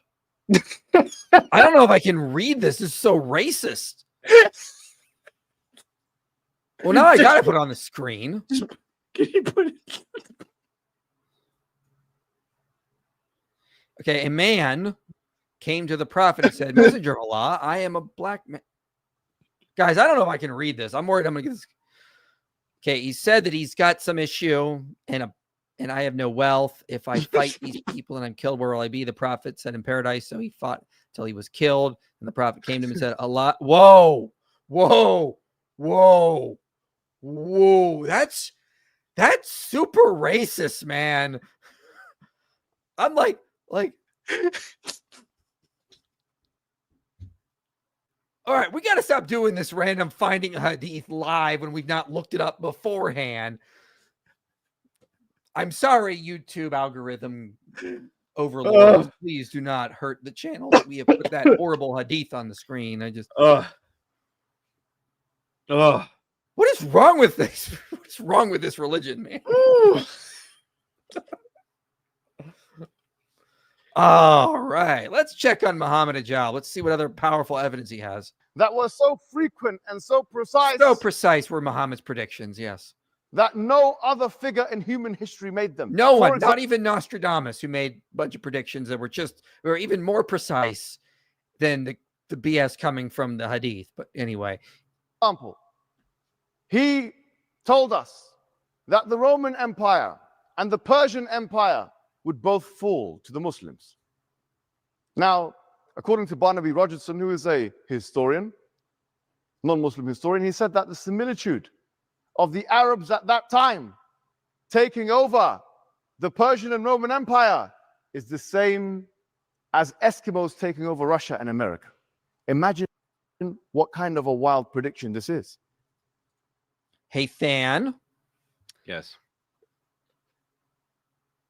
When was that written down, before or after the conquest started? I don't know, but I'm assuming it was definitely after. Like, so yes, so we have no evidence that this was actually written down or inscribed before the conquest happened. So this don't work, ladies and gentlemen. And by the way, it's not like the Eskimos. Read Robert Hoyland in God's Path. He says it's more like the Mongols. The Mongols come out of Central Asia. They are taking over towns and cities and countries because they are fast. They are nomadic. They have horses. They can move quickly. We have seen this happen in history with the Mongols. We've seen quick takeovers with Alexander the Great. The Arabs united as a coalition, and they were just able to go. The traditional empires were not used to that kind of fighting. They were not expecting it because no one thought this army was going to come out of Arabia. These were the various Arab tribes fighting one another. They united, kind of like the Mongols did, and they just spread. This is not illogical. This is not, you don't need divine. If the Arab invasion is to be divine, so are the Mongol invasions or the invasion of the Huns. This is ridiculous, man. They just ignore half of history to make their dumb arguments. Absolute nonsense, man. And this is one of many predictions that obviously I don't have time to expound here. Of course you don't. The question is, what does atheism have to offer? Atheism has no explanatory force whatsoever. I'll give you that. Yeah. Atheism is a negation. Atheism has no ontological status. Atheism cannot describe or explain morality, rationality, consciousness. Atheism brings nothing to the table. With that, I conclude with Assalamu alaikum wa rahmatullah. Powerful stuff there. Do you want to? He gets really personal with Destiny at this next timestamp. Okay, God. All right, brace. I'm gonna brace myself. Hold up. He talks about. He brings up what's the timestamp? His marriage and stuff like that. 12:30 is like where he starts this opening statement.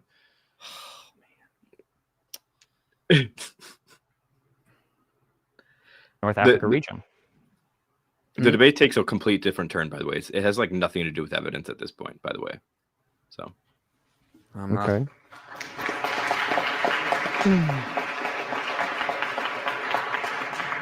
He says, where are the Muslims? It's a good question, and I agree with him on that, actually.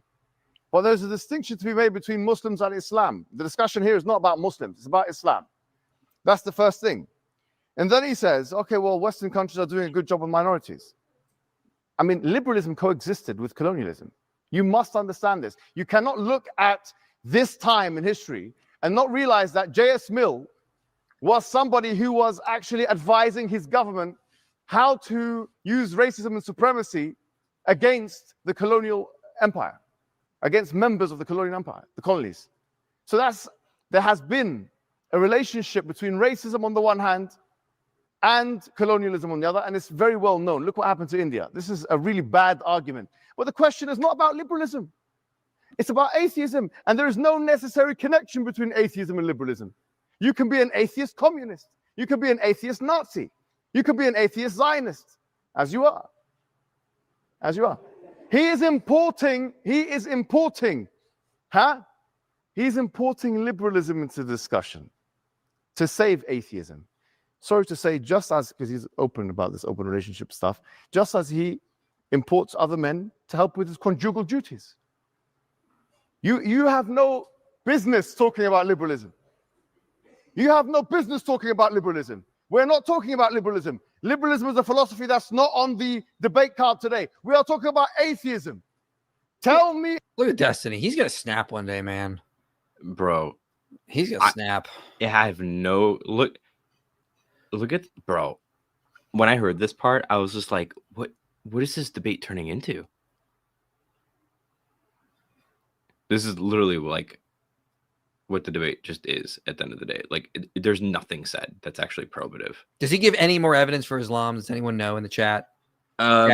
Discord? No, at like 28, at the 28-ish minute mark, he goes on to talk about how Muslim immigration is good, apparently. Ooh, okay. Let me do some super chats and we'll do that. Just give me the exact timestamp and then I will do that. 28 to 30-ish, but just find that. AP, don't stay at home because of furries. Stay home. You meant IP. Stay home because if the fog is coming, oh gosh, oh no. Oh yeah, absolutely, totally. Stephen King, be careful about that fog. Why didn't Alex ask him anything about drinking his own urine? You see, why didn't Bear show up with a mug full of pee? Well, because he's not a Muslim. Because he's found the miraculous healing power of camel piss. Why would he drink his own piss? That's the proof. Yes, my friends. After I realized, my friends and I realized after reading about Al-Zut, never going to the desert and cross the line like Muhammad did. Never cross the Diddy line, man. Never cross that. If you do another movie related video, can I help? I've been reviewing movies for over 10 years, including sometimes from a faith perspective. Sure. Just message me, give me an idea, and I'll think about it. If I feel the spark, I'll do it. Got to cut out taking my son to watch cricket. Well, that's so un-American. What are you doing? What are you doing? What are you doing, man? Watch cricket? Ridiculous, man. NFL's on. Why don't you do that?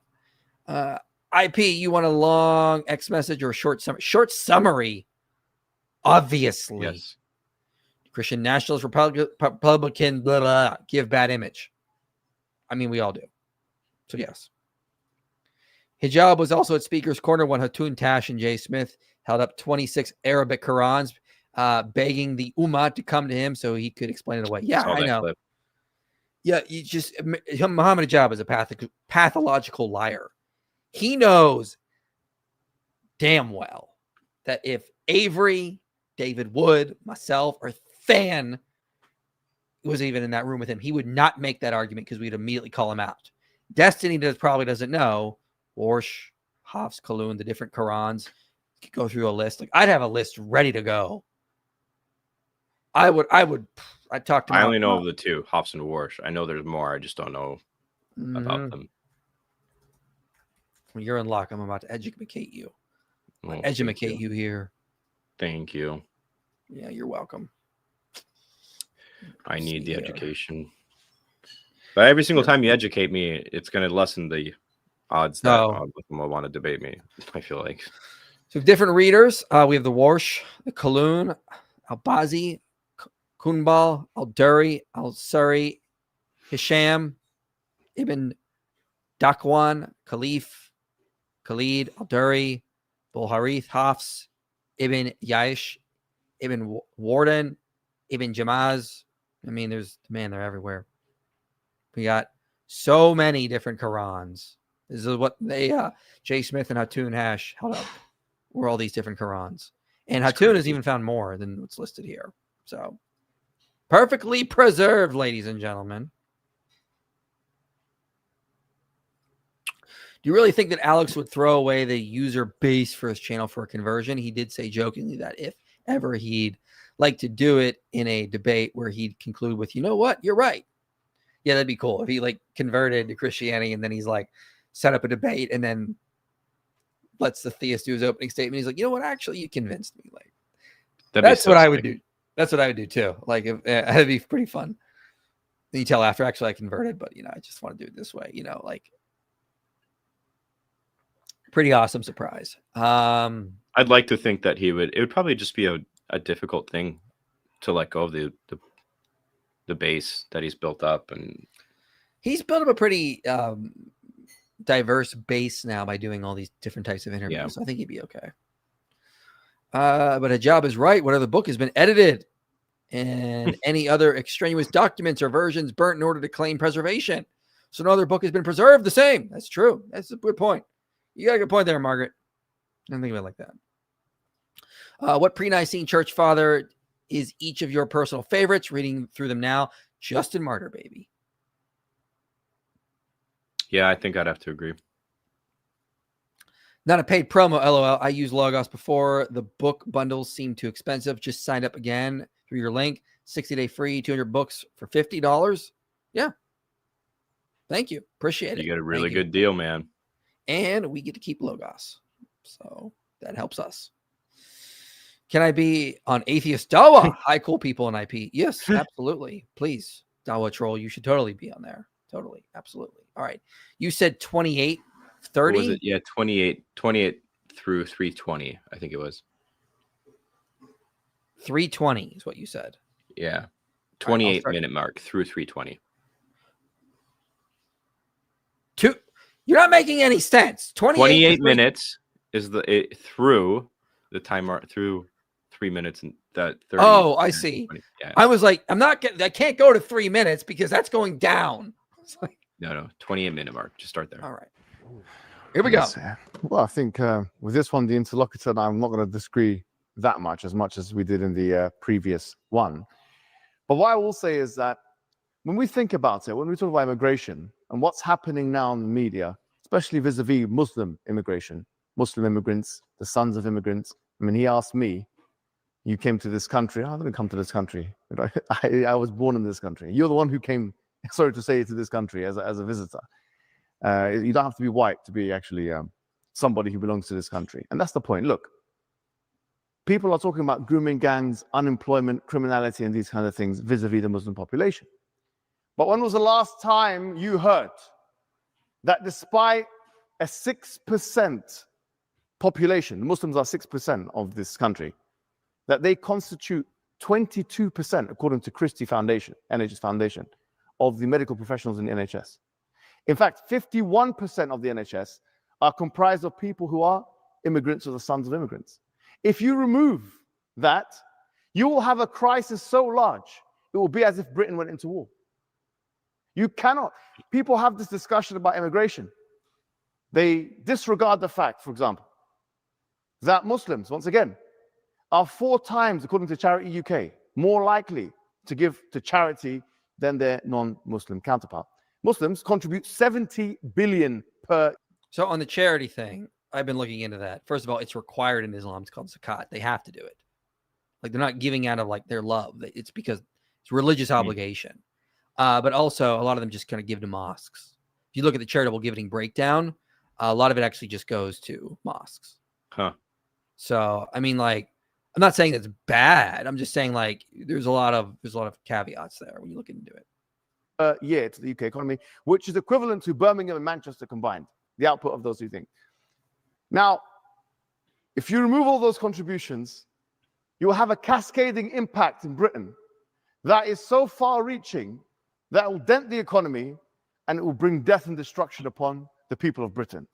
The question isn't about, oh, we can have this discussion about immigration. You need us. You need the immigrants. Don't speak in a position of privilege as if we can't have it. You actually need the immigrants. In some regards, he's right, but that's only because Britain destroyed themselves with their incredibly low birth rates. These are the fruits of secularism, people, we've been talking about. This is what Japan is, why they're starting to import a bunch of people. Yeah, I'm curious about those statistics too. Like, I don't know much about Britain's government. So, like, do they have like a DEI system there or anything like that? Like, I don't know. I'm not from England. Yeah, I'm just curious right now, really, at the end of the day, of like what those stats are, what's going on with them. Yeah, I mean, like, it's one of those things. It's like, I'm not saying he's wrong, but a lot of that's just happenstance. Like, yeah, they're there. They're going to contribute to the economy in some way. That doesn't mean like that Islam is a good thing. Like, I could say like, oh, if you go to like Japan, a lot of the doctors there are Japanese. Like, okay, so the reason why is because, again, Britain has been importing so many people. This is going to be a natural result. Like, and he's right. But that's because Britain screwed themselves over with the low birth rates. And instead of just downsizing as an economy, they want to keep economic growth going, so they import people as like a Band-Aid. And I don't think anyone's upset about Muslims coming and working in the NHS system. People are upset about them coming and trying to impose Sharia law, trying to take over cities. And, that earlier distinction he makes between Muslims and Islam is important here. Right. You're in a position where you are dependent on immigrants. This country is dependent on immigrants and the sons of immigrants. And that's what happens when you don't have children. He talks about the Syrian refugee crisis. I don't even know what point he made, frankly. Sorry, I wasn't listening very clearly. And the microphone is not that clear for me. But, exactly, Syrian refugee crisis. If you support a genocide in Palestine, you support it, and people then run away from Palestine to try to come to the West, then you are the architects of your own complaints. You are creating the conditions of your own complaints. In other words, if the Western powers decide to go into these different countries, like Iraq, like Afghanistan, like Syria, like Libya,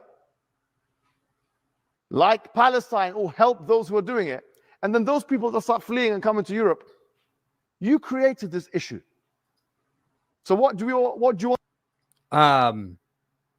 Yes and no. For one thing, again, fruits of secularism. They worship empathy, so they just bring in people thinking they'll just integrate, and that's just not how it works. But the question, of course, I always ask is like, why are they not going to Egypt, Saudi Arabia, or Turkey? I mean, a lot of them have. I'm not going to say they haven't, but like at the same time, it's like Islam is inherently conquering. The goal is to keep spreading Islam because all of this land is supposed to belong to Muslims, whole earth. So they're driven by other motives as well, including religious motives, to come to these places. That's just not being counted in. But yeah.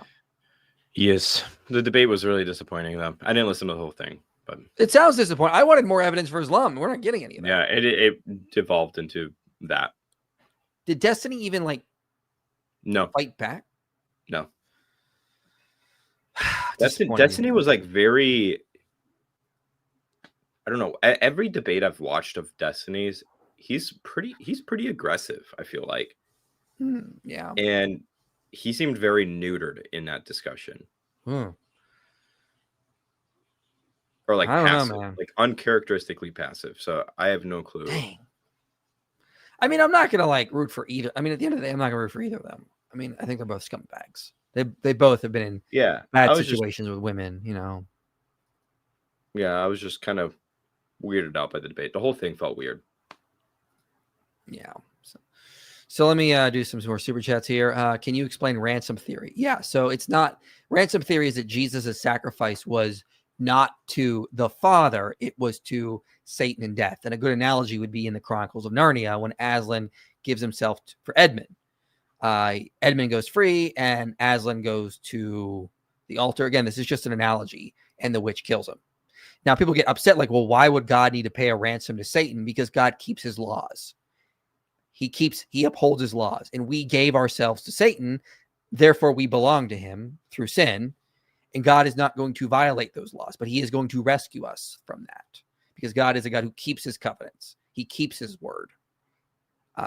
He's not, if he were to go back on his word, that would prove he's not the source of goodness.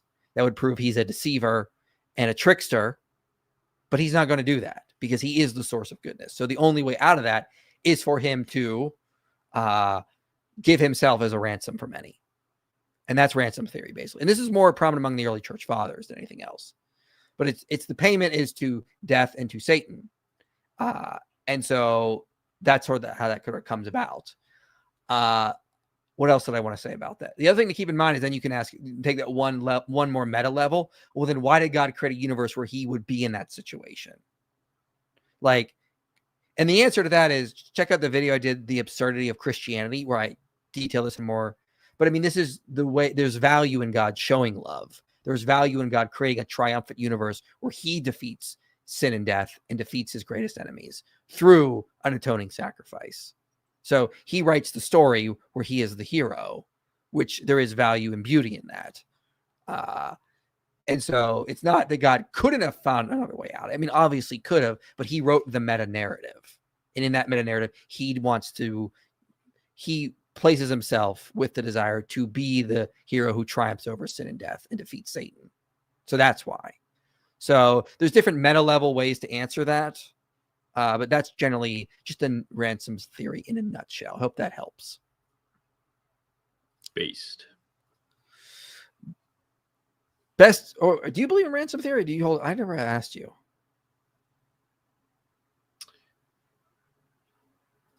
I just assumed. I have a technically, yes, you could say that I do, but like my total atonement theory is a little bit more in depth than just that.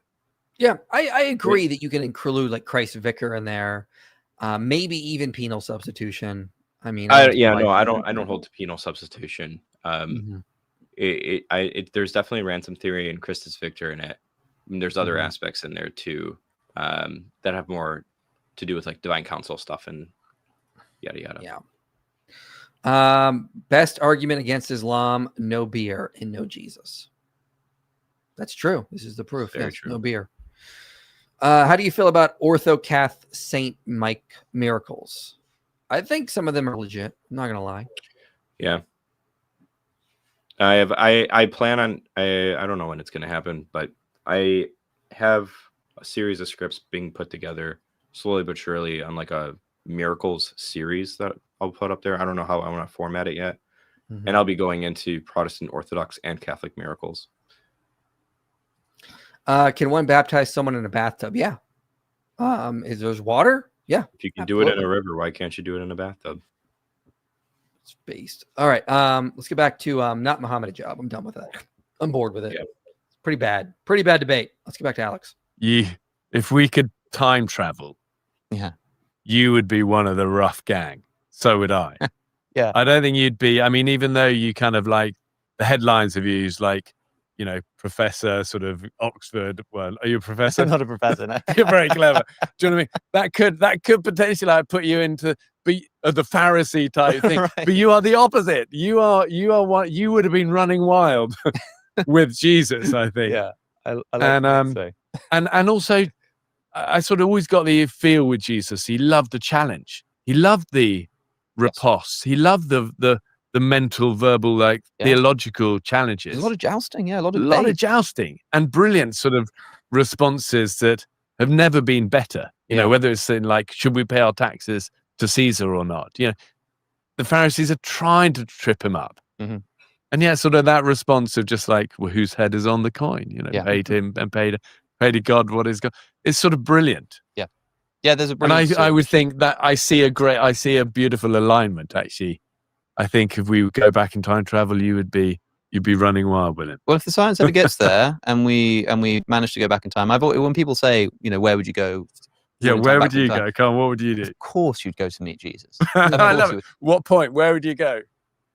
Would you go after the resurrection, or would you want to be there at the beginning? What about in the 17 years? That's interesting.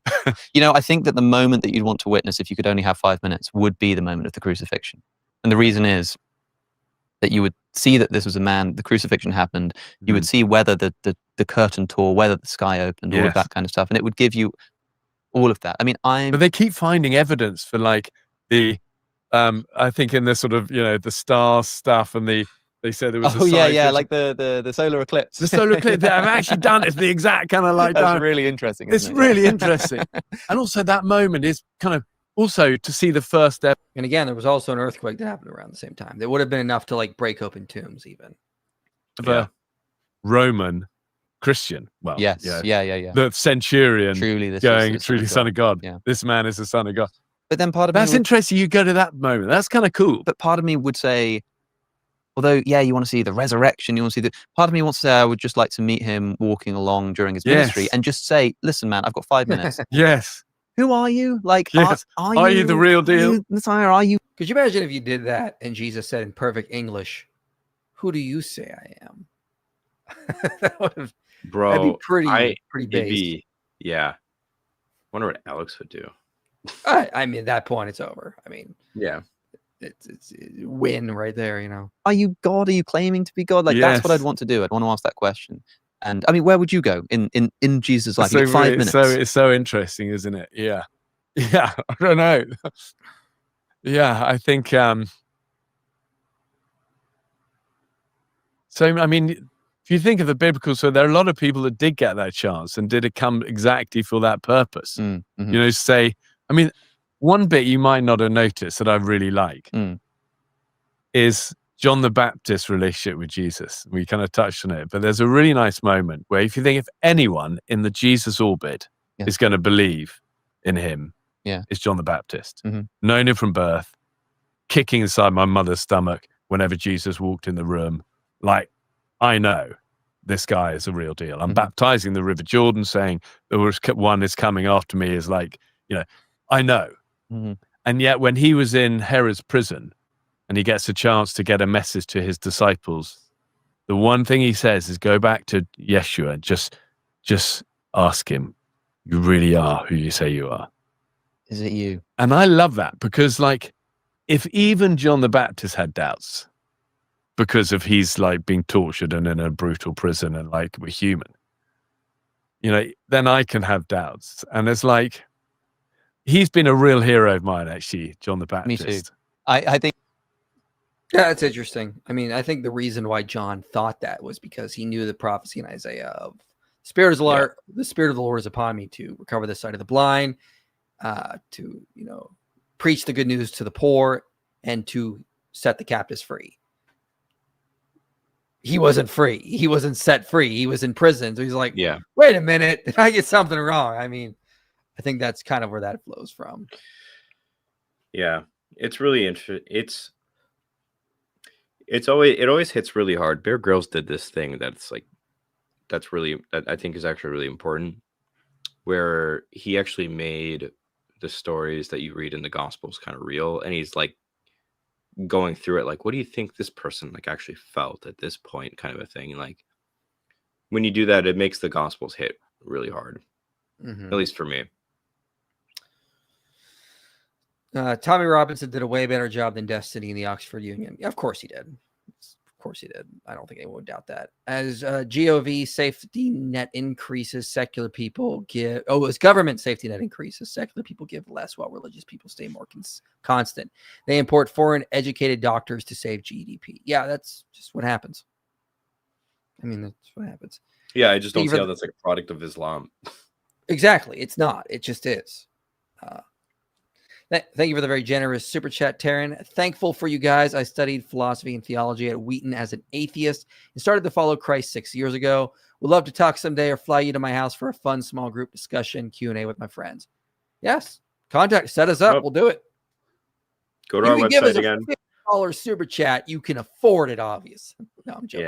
Yeah. But seriously, if you ever, like, for anybody, if you want us to come speak at your church, your college, whatever, get an event set up. And then you can contact us through the website and book a speaking event with us. Super easy. Alex was the man in the garden with Jesus. Yes, Alex has in his time machine went back in time and just only wore a single piece of linen and fled.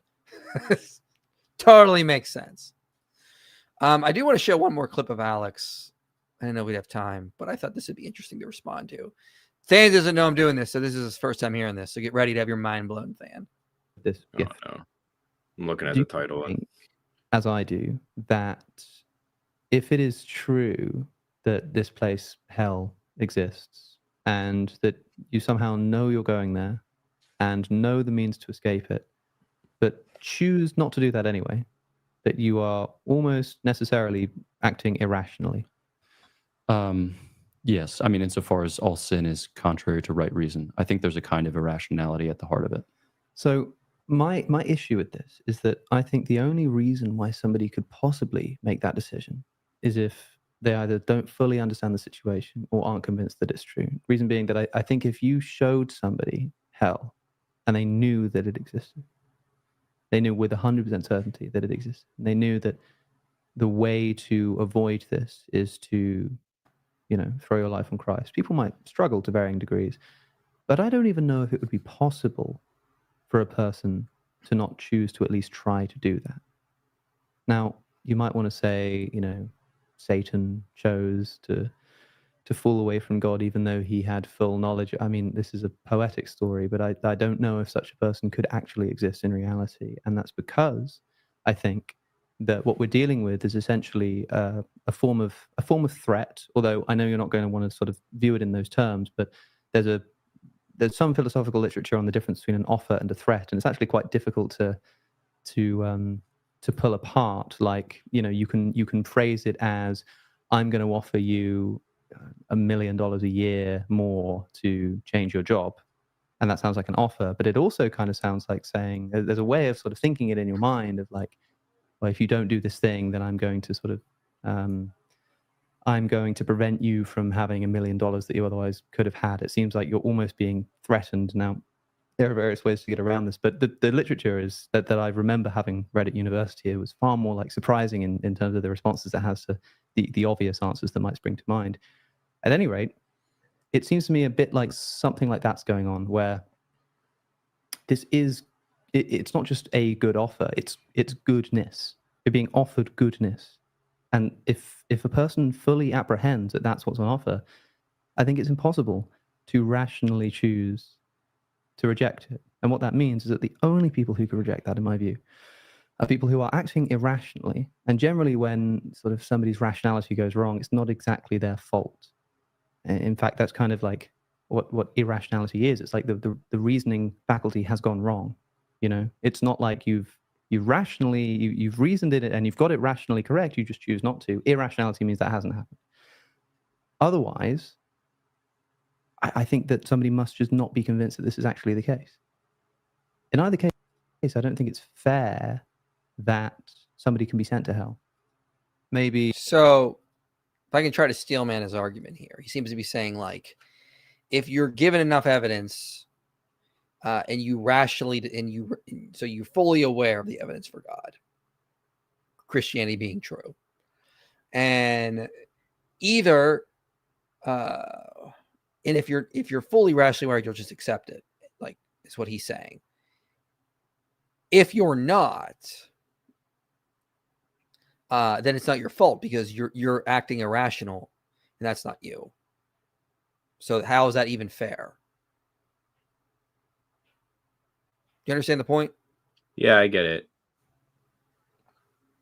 Are you asking me how I would respond, or what? Yeah, go ahead. How would you respond to that? Yeah, I mean, so, man, how do I do this in a way that's condensed? I'd point to a few factors, I think, because this we can start here, I guess. Like, I'm not a doxastic voluntarist, but I'm also not a doxastic involuntarist. Those are two words that just mean basically, like, can you choose all your beliefs or can you not choose all your beliefs? Like, that's the distinction, right? I'm an indirect doxastic voluntarist, so I actually think that we make choices that indirectly influence what we end up believing. So if we don't want to believe something, we make choices for those to not pursue those things, and then certain things happen. And in that, I think there is a sense of culpability, because while the end state of belief is not going to be in virtue of some sort of lack of knowledge or anything like that, it's going to be in virtue of some other choices that you made because for any other XYZ reasons. So I don't think that Alex is actually right, that it reduces down to like not actually being informed. And he also says another thing about being fully informed. And I don't think you need to be fully informed to make a rational decision. You don't live your life like that when it comes to anything. I don't know if Alex is doing this right, but most of the time when people try to make a point like this, it ends up being a form of special pleading, because they're trying to set up a specific bar for religiously significant claims that they don't hold for any other belief that is not religiously significant. I would just sort of say, like, I don't think that we are fully rational. We have rational faculties and we can choose to exercise them or not. If we're not, that's still on us at that point. Like, also exercising humility, these kinds of things as well are important. If someone has chosen not to go down that path of being rational and then the scripture is fulfilled and God sends them a powerful delusion, because that's what they chose, they have chosen that. Like, you can imagine a world where you have to be saved by, becoming a scholar. You can choose to actually become a scholar, or you could choose not to. So if you start going down the path of not becoming a scholar, you've already made that decision early on, and you should still be held accountable for that based on the information you were given. So that's how I think we and Mike, you and I both believe in the possibility of post-mortem opportunity as well. So like for the people that just aren't culpable, right? We can minimally just reduce this down to the answer being, well, if there just is no person that is not culpable for their non-belief, then they just won't be sent to hell for that non-belief, right? Right. And of course, we would say the reason people don't leave hell is not because they're not rational, it's because they don't want to humble themselves. It's going through the process of confessing your sins, admitting you're not God, admitting you were wrong, accepting that you made mistakes. That's the problem there. And that's hard for people to do, regardless. There's a lot of moving pieces to this that it's hard to.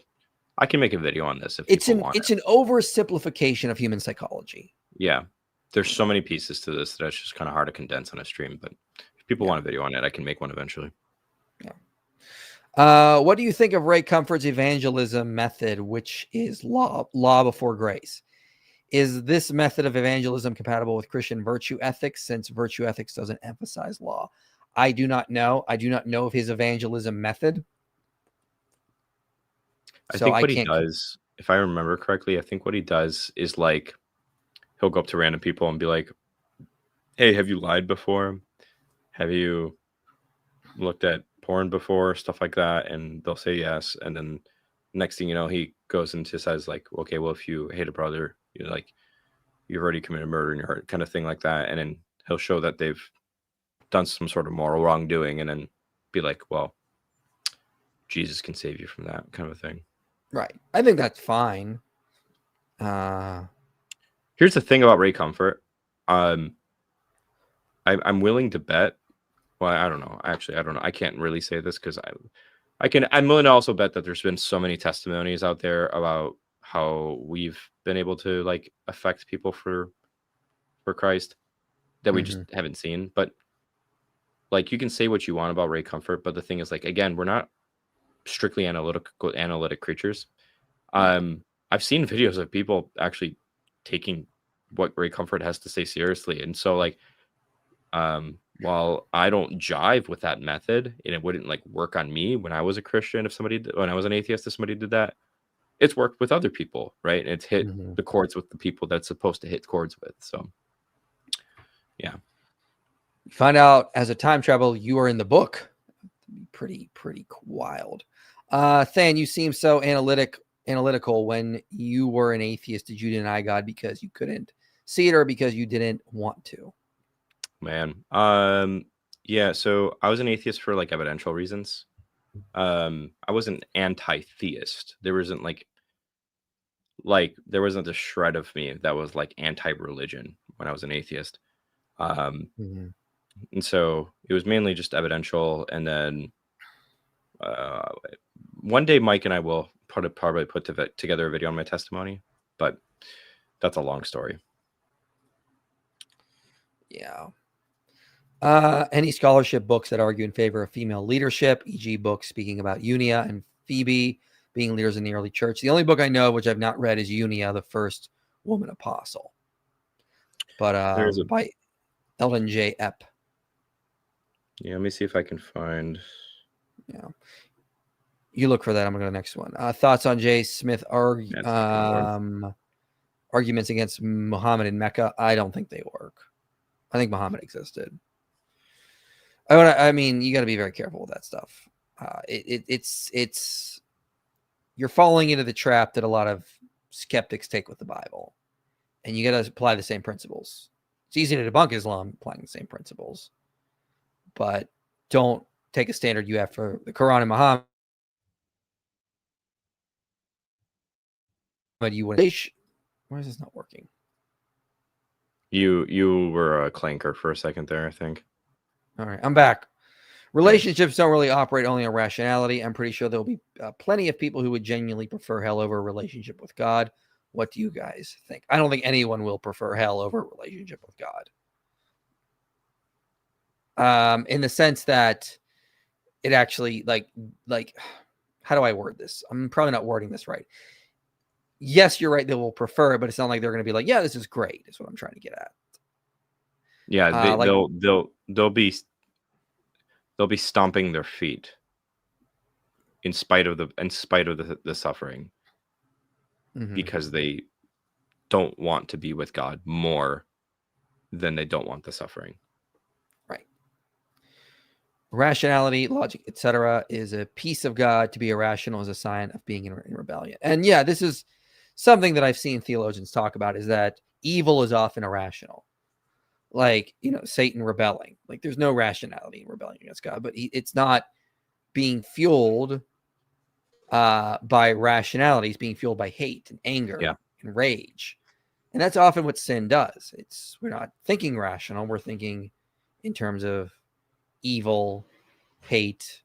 I'm not going to submit. I will stand on my pride until I, disintegrate into nothing. And that's the problem there. Hardening of Pharaoh's heart has many interpretations. Yes, I take the view that it's God isn't directly doing it. He's just passively allowing it to happen. All right, we're gonna close this out. Cool. Cool. We'll be live again Thursday with Coley. Live call-in All show on for stream. Muslims. You got it. Awesome. And then I will be flying to DebateCon in Nashville to debate Richard Carrier and a Muslim. And then I'm flying to Boston. So come to the Boston Apologetics Conference. Do you want me to? Are we going to do a stream while we're in Boston together? Yeah, of course we have. Yeah. Cool. Do you next want me to week, bring? Oh, we'll talk more later. That's fine. Yeah, we'll bring stuff. So we'll be live again next Monday anyway from Boston. Peace. You made it to the end of this video, which means this message matters to you.